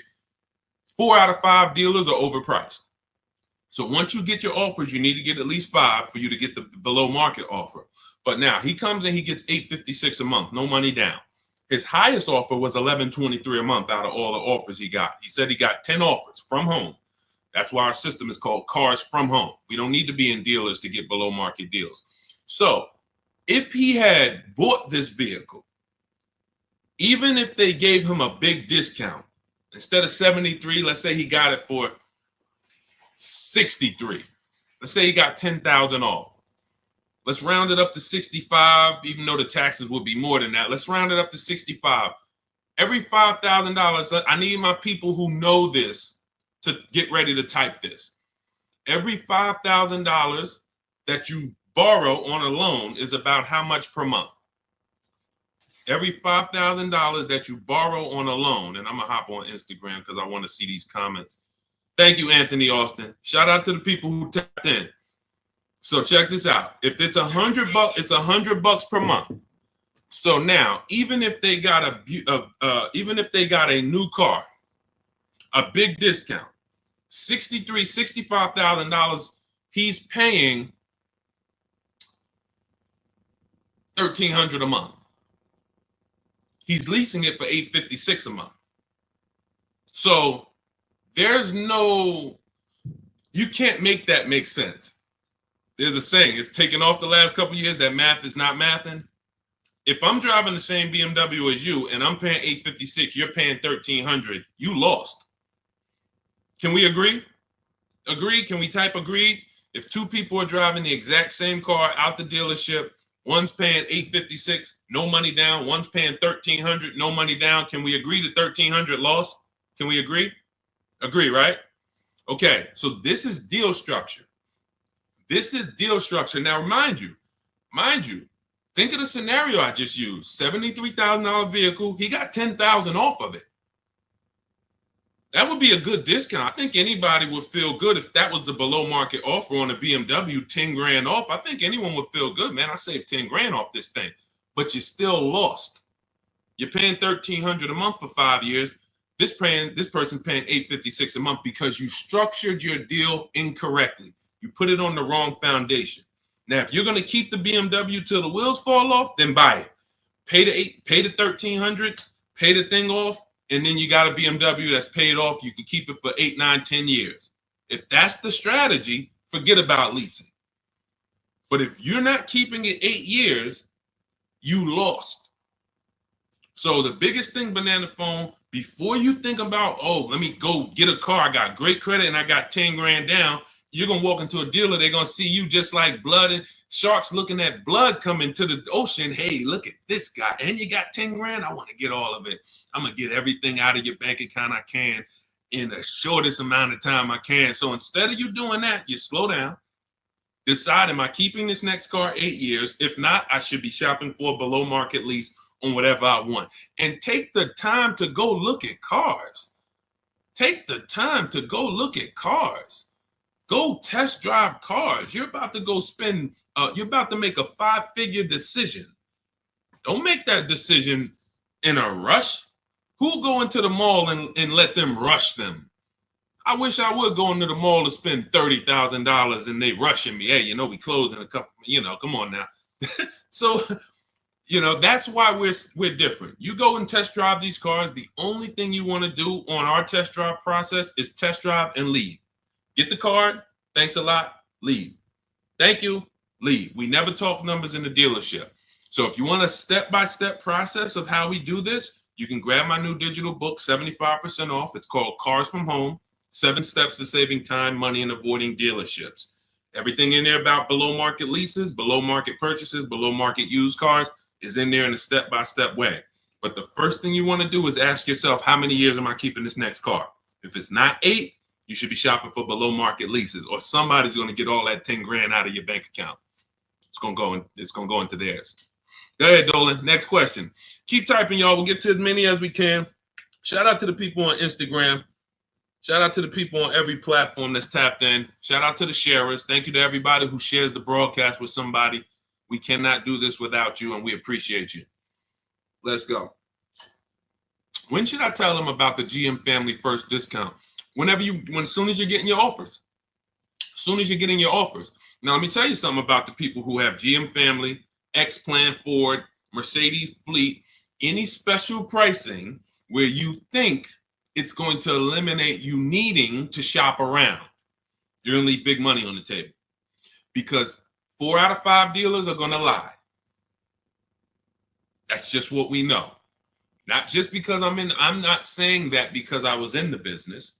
I'm saying that because I have people all around the country who we shop together. So we have real-time data to show 4 out of 5 dealers on average is going to lie. They're not going to give you the GM price. If they give you the GM price, they're not going to give you any rebates they may have because they'll love for you to come in. That's why when you come in and say, hey, get me to the invoice price, we got a deal. Love it. You didn't know I got $3,000 in rebates. Just get them the invoice price, show them the invoice, write it up, deliver the car. Love it. So what you need to do is you need to shop around, get multiple offers, tell everyone who you're getting an offer from, you're a GM supplier or GM family, and then look at the offers while they're in front of you, while you're at home. Because you cannot depend on someone to say, here's the GM price. What other offers? What if there's $5,000 rebates? What if there's $1,000? They're not, if you didn't ask for that, they're not going to volunteer it.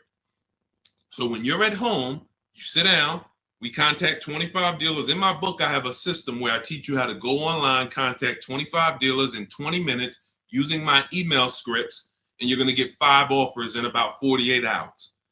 It's constant. It's a system. It's the McDonald's system of car buying.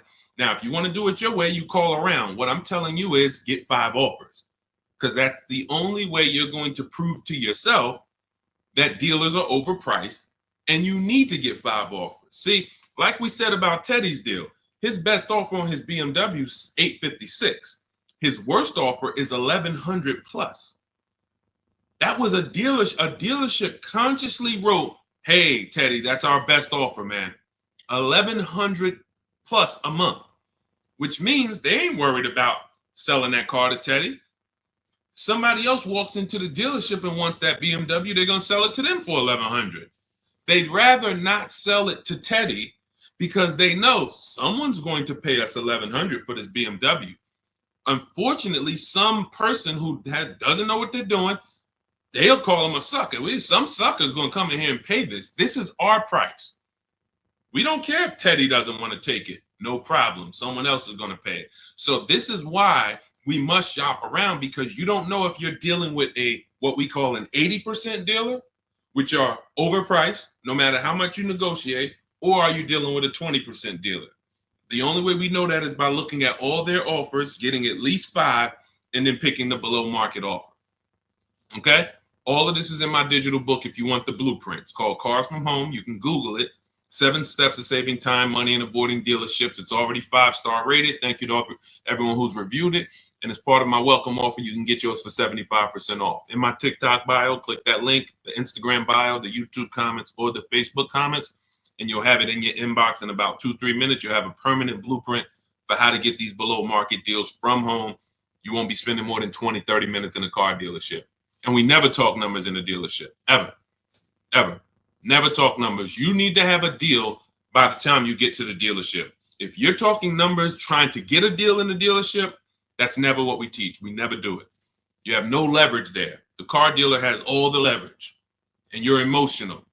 No matter how much you try not to be emotional, the car is next to you, it's outside, you're emotional, and that's all going to work against you. Go ahead, Dolan. Keep typing your questions, y'all. We'll get to as many as we can. What is a below market lease? 3 prices. Above market value, below market value, market value. What are average people paying?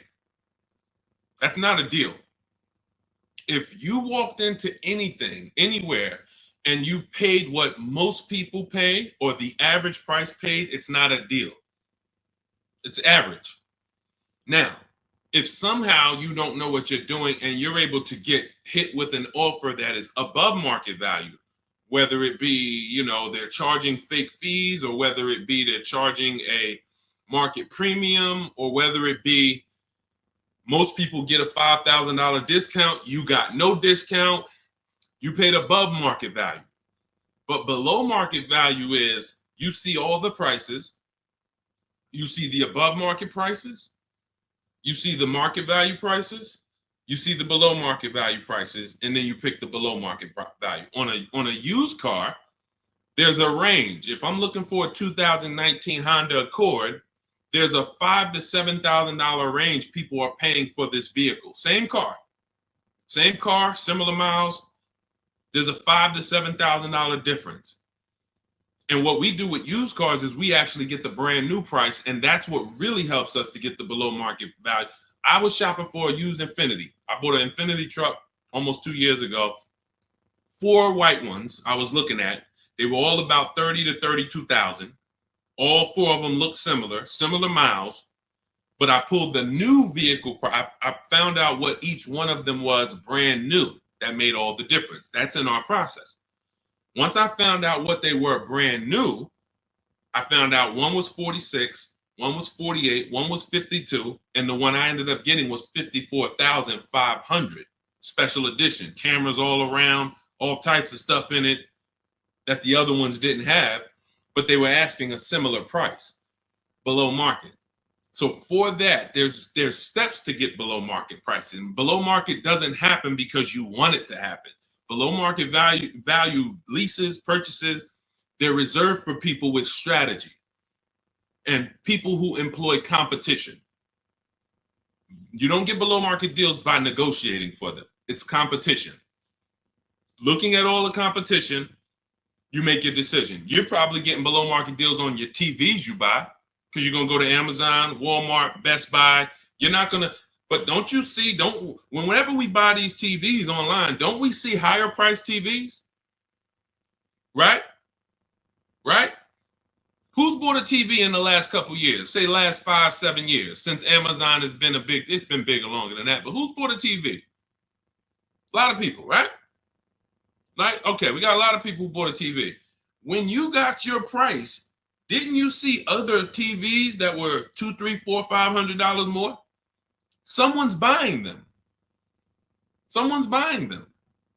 You go into Walmart, you see TVs that are lined up that are a whole lot more. Man, these TVs overpriced. Someone's buying them. So that, especially with cars though. And that's why you have to prove to yourself what below market deals is by shopping the market. And, we feel we have the best system to do that because we've helped more people do it than anyone.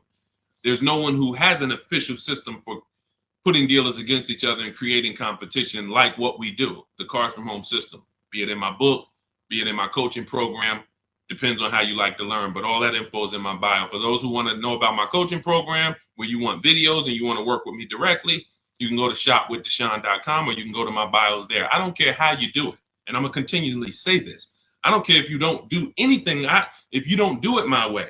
But if you call around and you get multiple offers and you want to talk to dealers, I don't care.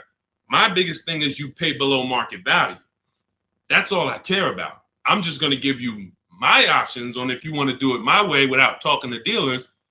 Here you go. But the biggest thing is do it. Okay? Go ahead, Dolan. Shoot the next one up.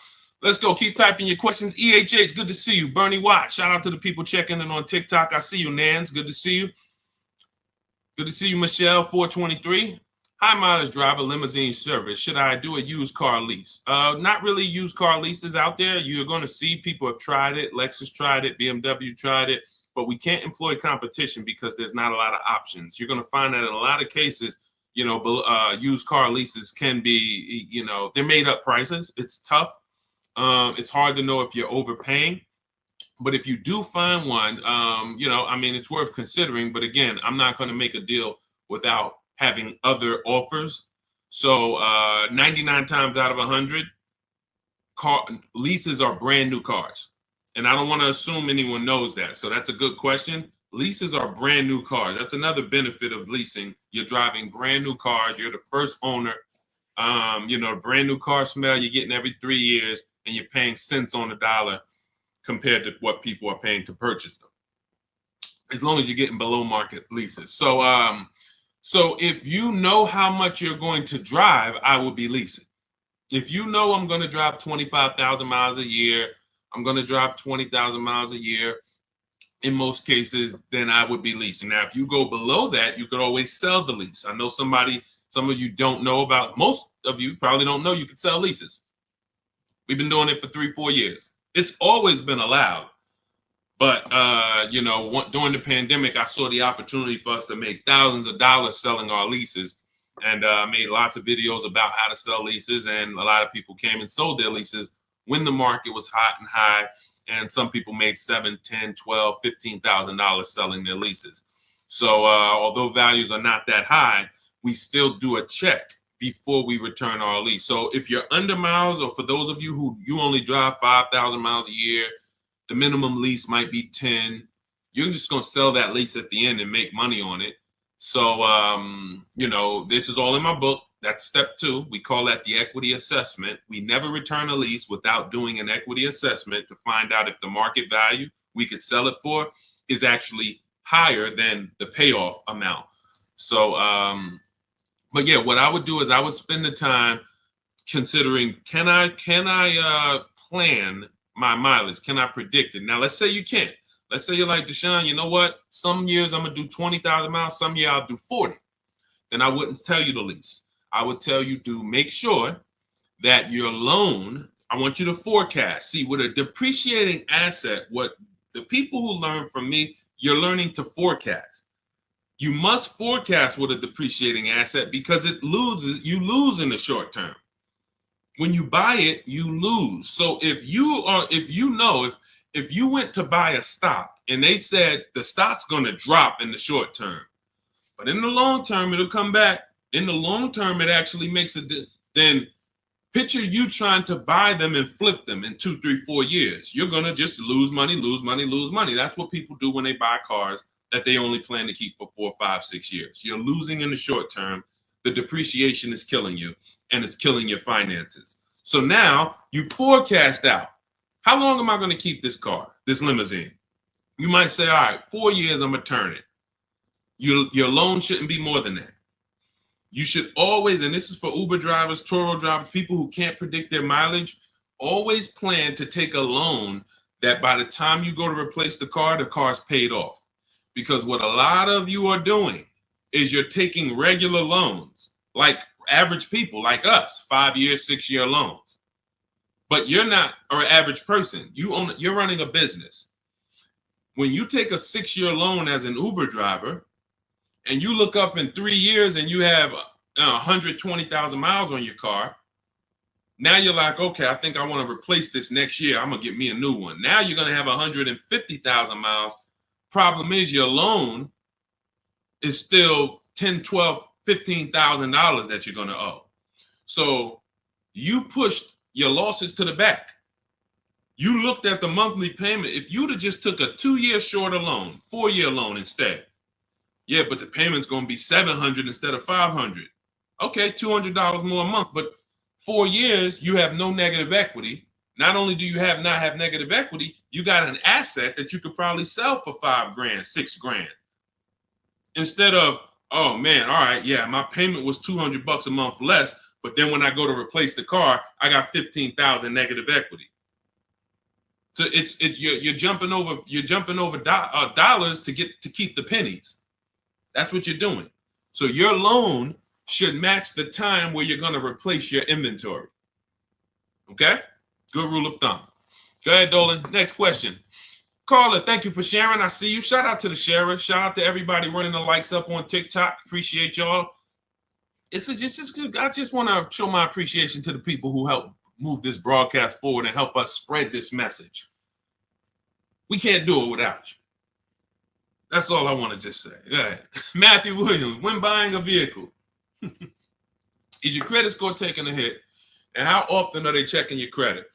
So we teach something called the bank bidding war. In my book, when you get my book, you get the bank bidding war blueprint because I haven't added it to my book yet. I see you, Pool73 on Instagram. We got you. Make sure you pull Pool's question in. Dolan, shout out to the people on Instagram. When buying a vehicle, is your credit score taking a hit, and how often are they checking your credit? We use something called the bank bidding war. The credit bureaus allow you to actually have multiple banks and credit unions access your credit with a hard pull within a small window of time. 14 to 45 days is what they say. You can Google this and you can prove it to yourself. Now, we don't even want to play with 14 days because I like the idea of making sure if you give me a minimum of 14 days, let's do it in 2 days. Now, they're going to allow you to have multiple people access your credit because they consider that rate shopping. If you're going to get a loan, rate shopping is, I'm going to give Bank of America a chance, credit unions a chance, I'm going to give the dealers, banks a chance, but it has to be within a small period of time. And you cannot go from this dealer, here, run my credit, and then go to this dealer, run my credit. That's not rate shopping. That's car shopping. This dealer here is running your credit, that dealer's running your credit, you're going to get banged out. So what we do is we don't let anyone run our credit until after we've already found the car. See, because the banks don't want you shopping. And my goal is to get you to understand the banks are not your friend. You may think the bank, oh, this is my bank, I've been working with them. Listen, they're not your friend. If they weren't making money on you, they wouldn't be doing business with you. So the money in loans is so big. There's so much money in loans. It's amazing. Why do you think banks are rich? Like, why do you think banks are in the banking business? They don't sell cars, they sell money. So what you want to do is realize that if banks don't want me to shop around, what are they going to start doing to keep me from shopping around? Well, they're going to give me a hard credit pull to get a pre-approval. Who's seen that? Hard credit pull to get a pre-approval. Stay by your keyboard, y'all. Remember, new people, we dialogue here. This is what we do. So you got to stay by your keyboard if you want to get the most out of what we do here. Hard credit pull, pre-approval, it's trash. Because now they've actually pulled your credit with a hard pull. The minute they pull your credit, they start the window of the rate shopping window is open. So that means you only have a certain period of time to have anyone else access your credit before that window closes. And those hard, that, if your credit score is going to drop 10 points for that hard credit pull or 8 points, whatever it is, If you do it again outside of that window, it's going to drop again. So we don't ever do hard credit pulls for pre-approvals. We always need to get a pre-approval with a soft credit pull if it's available. If not, then we use a tool. In my book, I have a calculator I created. It's called the Perfect Budget Calculator. By the way, in that book, I have 5 calculators I created. You can't find them on Google. That alone is worth the price of the book. Different calculators. We counter dealerships with. We buy used cars. You get to a part and you're like, wow, I've never seen a calculator like this. Yeah, because we invented it. So we use the Perfect Budget Calculator. We take the average rate in the market and we budget. The budgeting tool actually tells you exactly what you can spend on a car, gives you multiple goals, so you're always below your maximum, and then you go shop. Because the only purpose for a pre-approval is budgeting. That's it. Just like, you know, we got homeowners on here, right? You own a home? You own a home? Type yes. Homeowner. The only purpose for the pre-qualification is to see what you can afford, right? That's all we need the pre-approval for. So that's why I created the Perfect Budget Calculator, so that you can actually use it. It creates the budget and then you move. I see you, AdWash. Yeah, that's the purpose. So we don't need the loan until we find the car. Just like with the house, I don't need the loan until I find the house. What I need is a pre-approval or a pre-qualification so I can budget. Then I go shop. Once we find the house, or find the car rather, that's when we now come home, we bring that paperwork home, and we let all these banks and credit unions bid, and we compete and let them compete. This person's going to give you 7%. This person's going to give you 5.9%. This person's going to give you 9%. And all of these people are going to compete, and then we let the dealers compete, and we see who wins. We never pick anyone to do our business with until they win a bid. That is the Cars from Home system. Whenever we are buying, that's how we guarantee below market offers, because someone won the bid. You were competing against all these people to get my business, and you won. You were competing to buy my old car, you won. That's how we do. So that's the bank bidding war. You find your car, then you come home, call your bank, your credit union, online dealers, online bank, you let them compete. So when you get my book, you get the bank bidding war blueprint. If you want me to spell this out step by step for you, where those of you who are financing, you'll have 3 rounds of the bank bidding war blueprint. The bank bidding war to make banks compete at various stages, because there's a lot of money and interest. So this is all in my new digital book, Cars from Home, 7 Steps to Saving Time, Money, and Avoiding Dealerships. It's normally $97, but you can get yours for 75% off as part of my welcome offer for 30 minutes only. Go to my TikTok bio, Instagram bio, YouTube comments, or Facebook comments. Click those links. Activate your 75% off. The book is digital, so it'll be in your inbox by the time we end this stream, and you'll have everything I teach step by step. You can use it for, over and over and over again. 2, 3, 4, 5 cars. You'll still be saving money from the same $24 book if you get there before the 30 minutes is up. All right.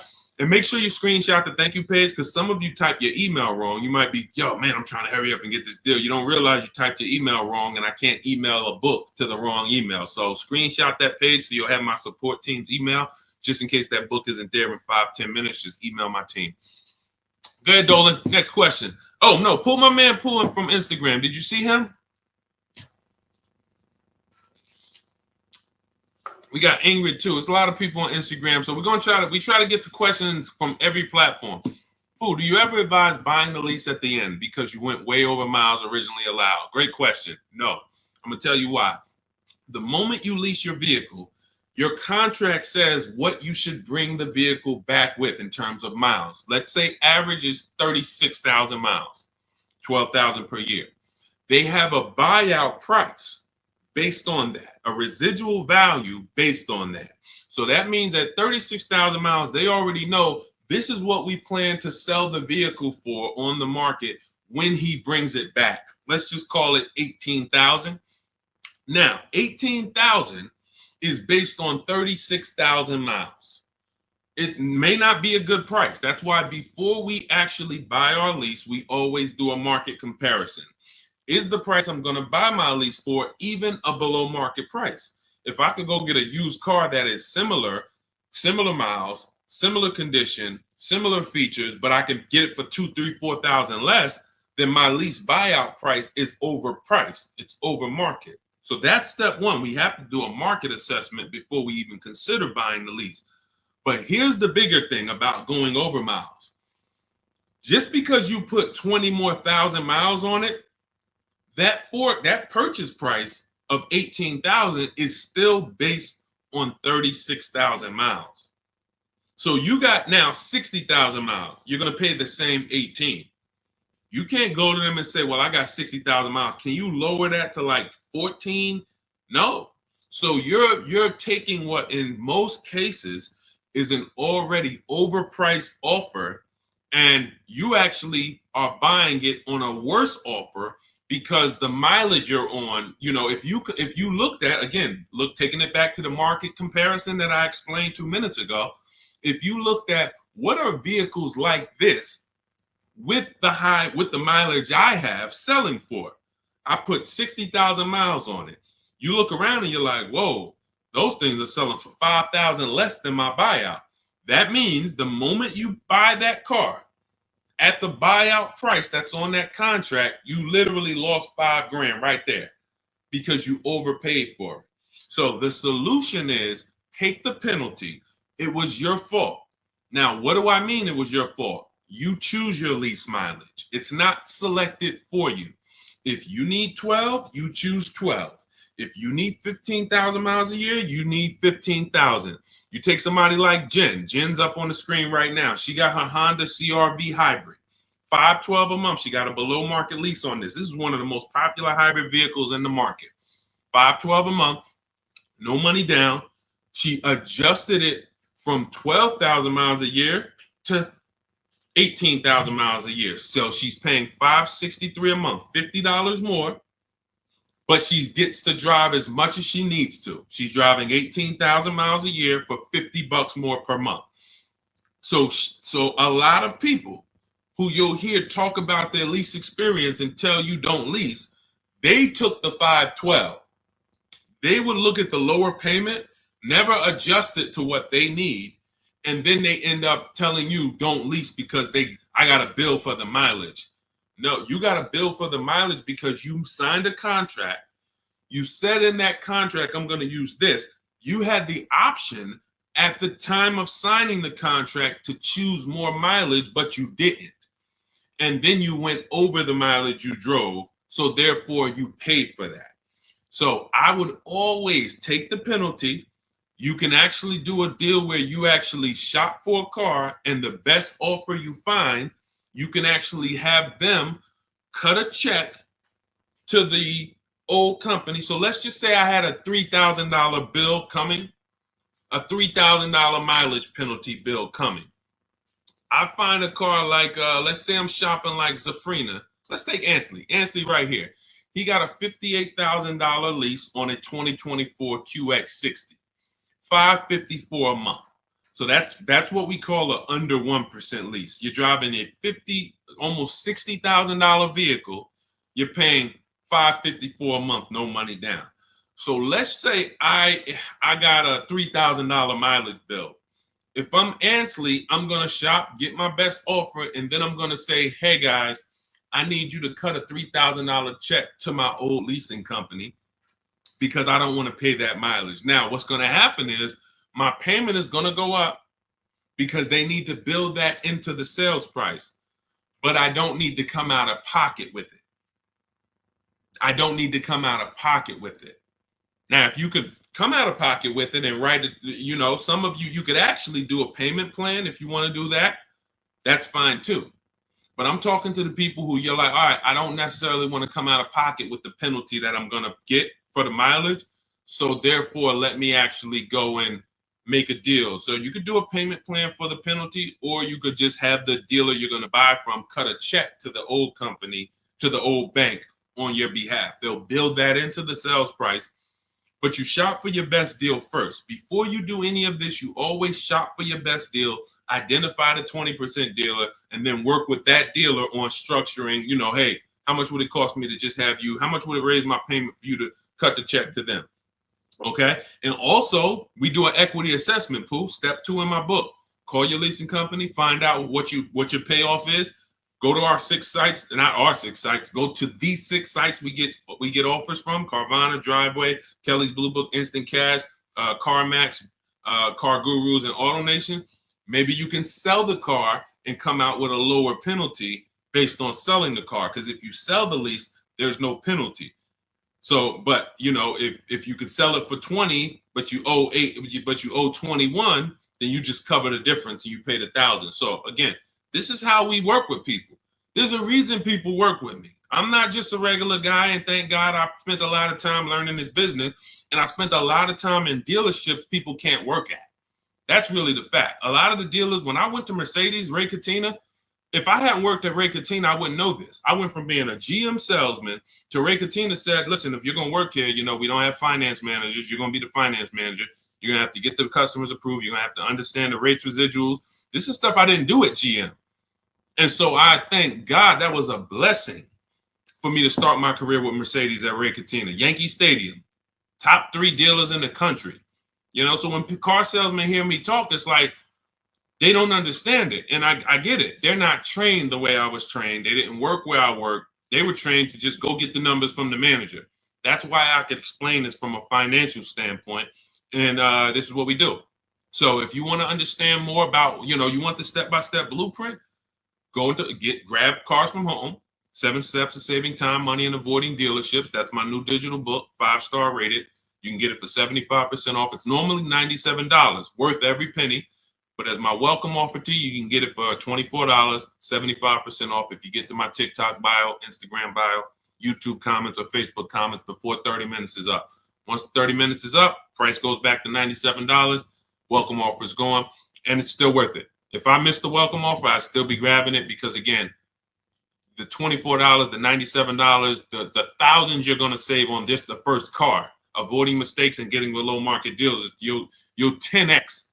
Minimum, you'll 10x what you invest in the book. Minimum. It's not even a question. All right.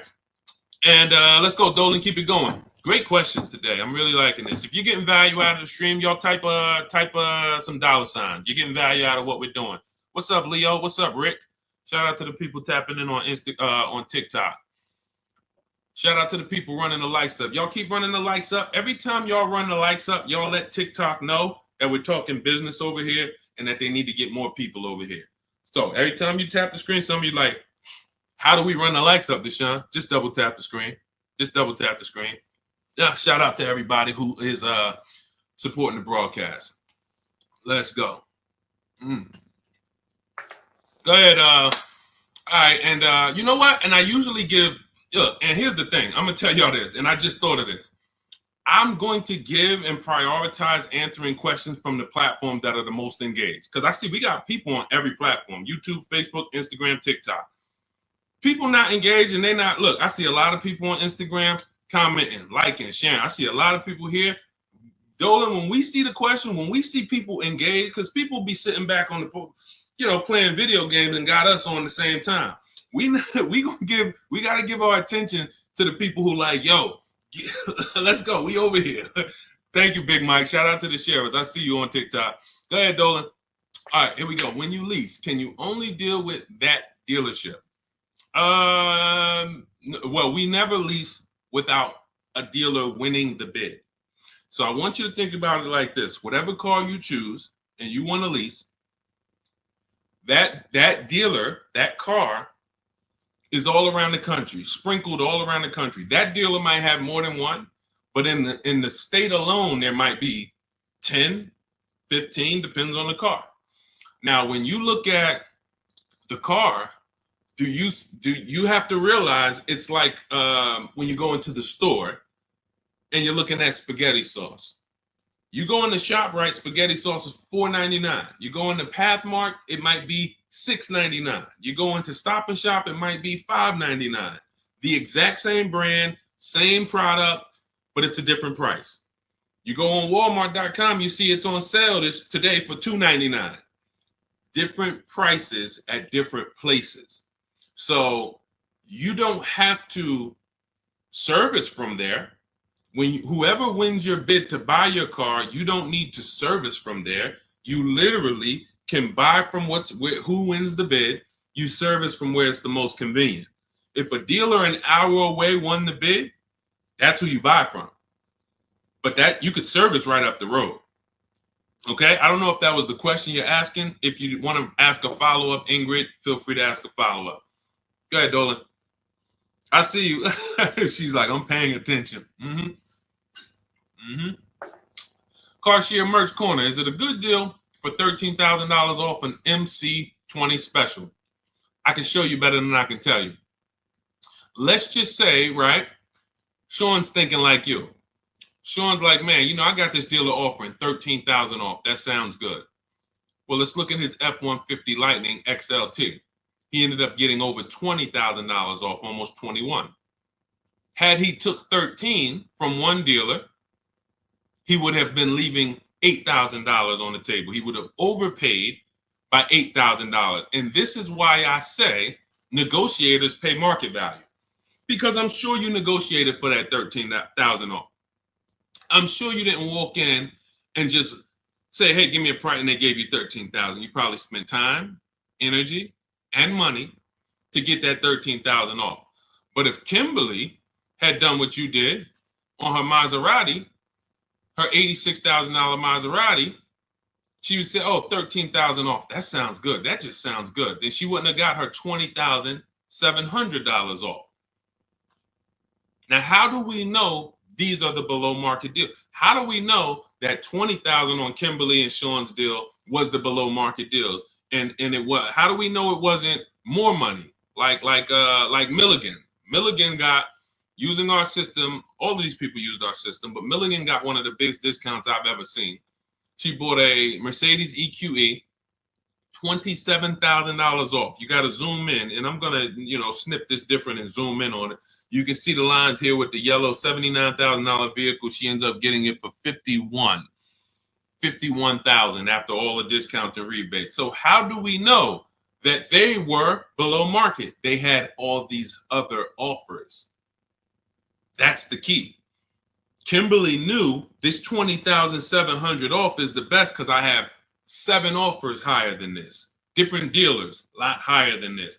Now, if you told me, Carshare, Deshone, $13,000 off a good deal, I got another dealer who's only giving me 10. I got another dealer who offered me 7 off. I got another dealer who offered me 5 off. Then I would tell you 13,000 is the win. Go ahead, grab it.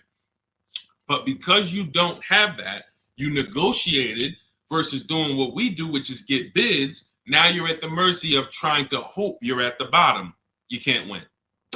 You just can't win. That's why negotiators pay market value and not below market value. You can't feel for the bottom. You can only assess the market, multiple offers, get to the bottom, 5 to 7 offers, pick the best one while you relax at home. It's just it. It's just it. Oh, great question. Common question that a negotiator asks. Man, I talked them down this much, Deshone. This got to be good, right? What do you have to compare it to? Nothing. Okay? Get more offers. You could do it your way, call around. You could do it my way. Email, scripts, all in my book. It's up to you. Go ahead, Dolan.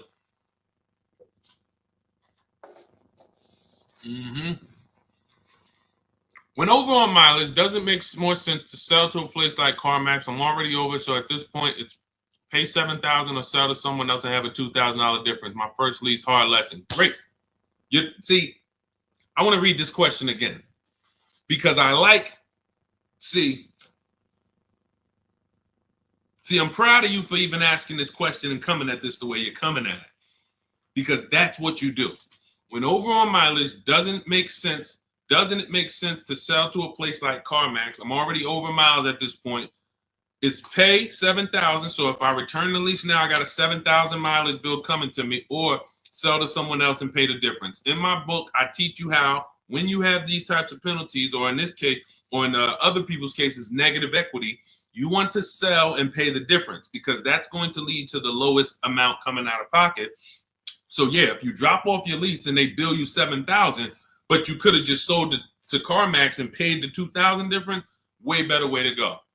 And then, next time, let me get the mileage I need so that I don't have to deal with this again. But for getting out of it, 100%. All day long, I would sell to the highest bidder. That's going to give us the lowest amount of penalty, and then pay the difference and then do a fresh deal. That's it. Way to go. Way to go. That's called See, it's times where I was in Mercedes, right? And I had to sit down with a client and tell him, there's no way for you to escape the bullet. You're going to bite a bullet because the damage is done. The decision was made. Now what we're doing is trying to see what option allows us to have the least out of pocket, the lowest, the smallest bullet to bite. We got to bite a bullet. But $7,000 coming as a bill, that's a big bullet. $7,000 bill that you owe, big bullet. $2,000 to CarMax coming out your bank account, $2,000, small bullet. So the key with these situations is seeing what's the smallest bullet and knowing all the options so that you don't just say, well, I'm over. See, because watch this. Some people would buy that car.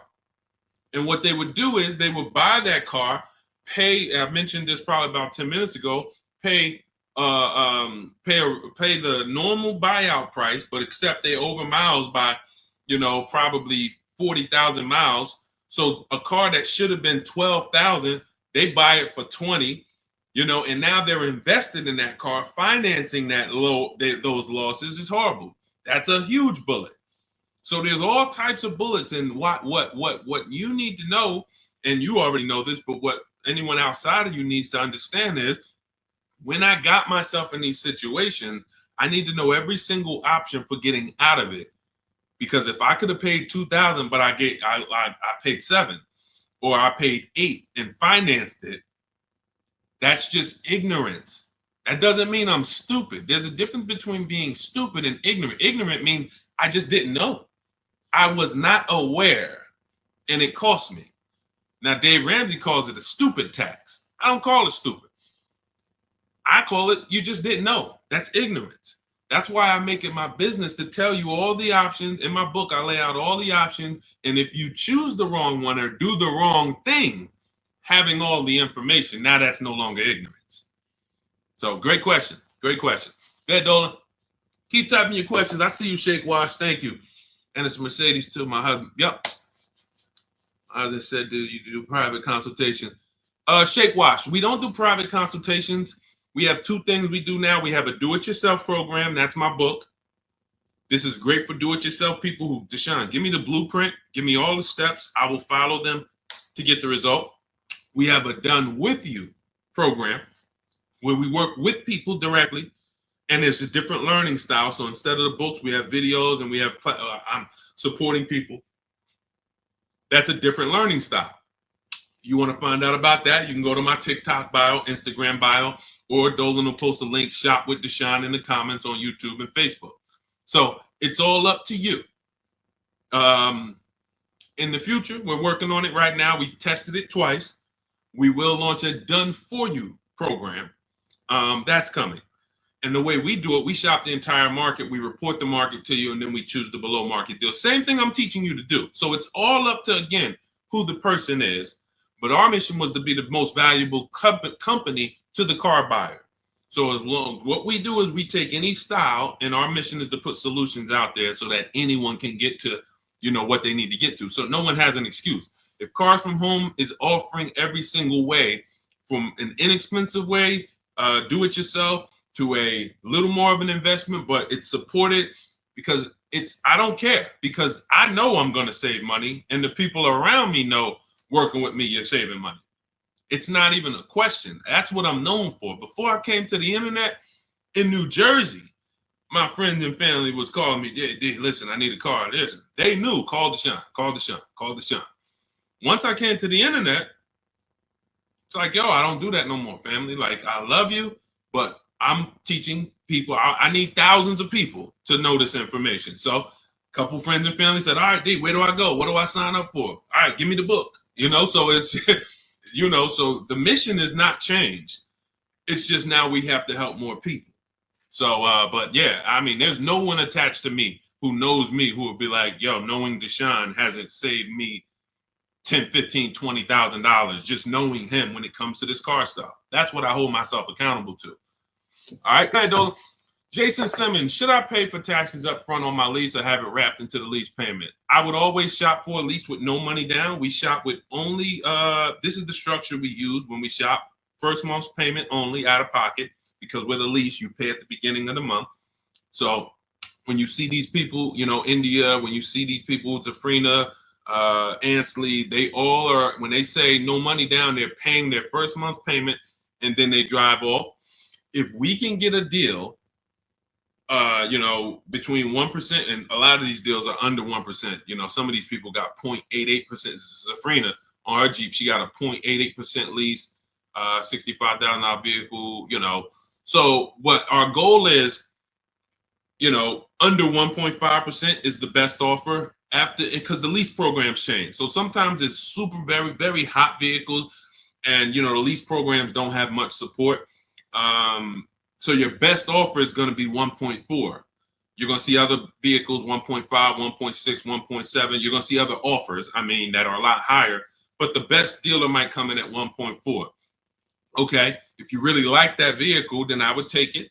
There's a lot of other vehicles that offer more value to lease, because as you can see, if there's, Charles got a Palisade, very, very hot vehicle.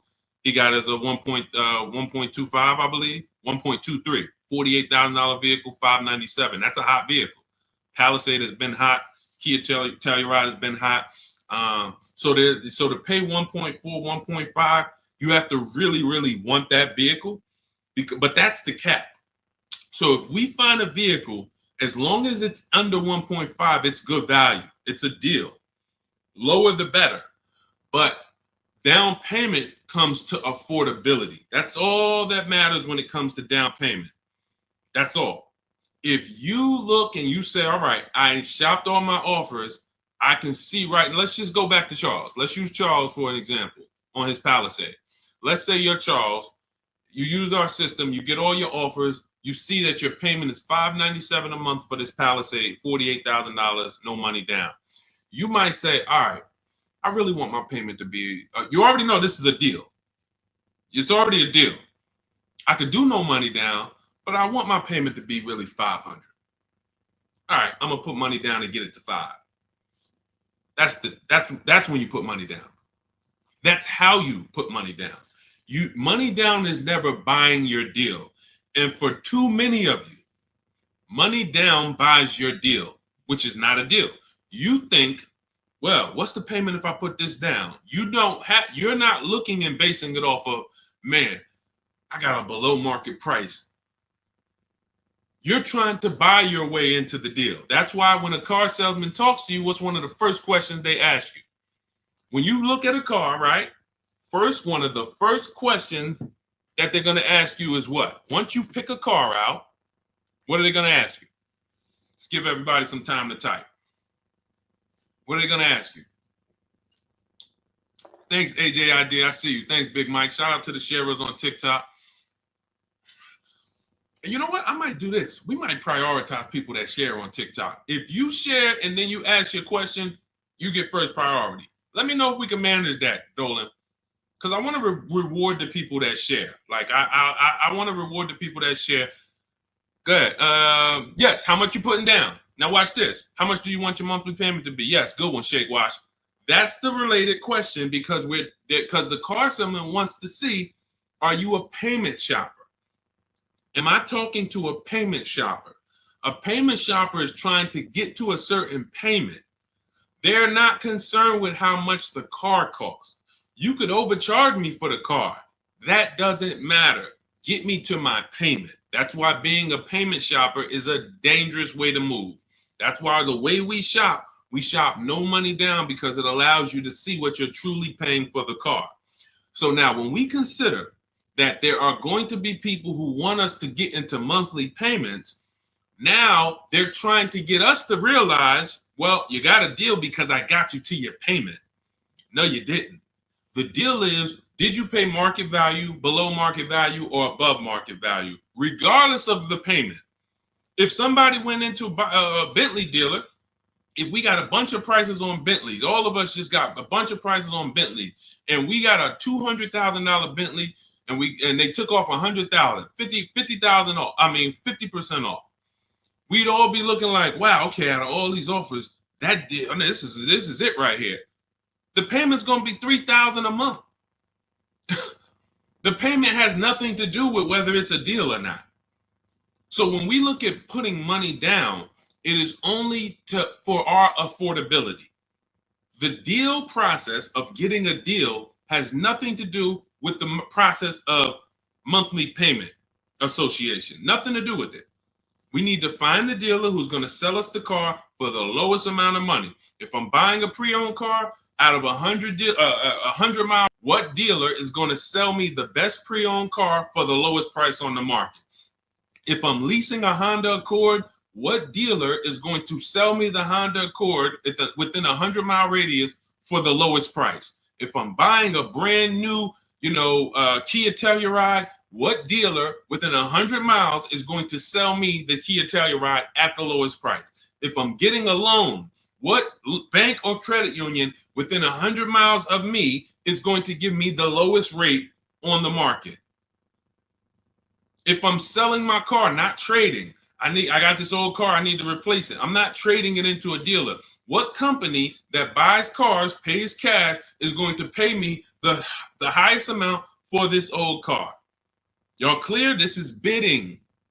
We have a bidding system. That's what Cars from Home is. So if you want to know all of this, you want the entire blueprint, everything that Jafrina and Teddy and Jen and all these people I've showed, Raphael during the stream, have used to get to their below market deals, you want to grab your copy of Cars from Home, my new digital book, 7 Steps to Saving Time, Money, and Avoiding Dealerships. It's normally $97, but my welcome offer to you for the next 30 minutes, 75% off. You can get your copy for $24 if you get to my TikTok bio, my Instagram bio, the YouTube comments, or the Facebook comments before 30 minutes is up. You'll pay $24.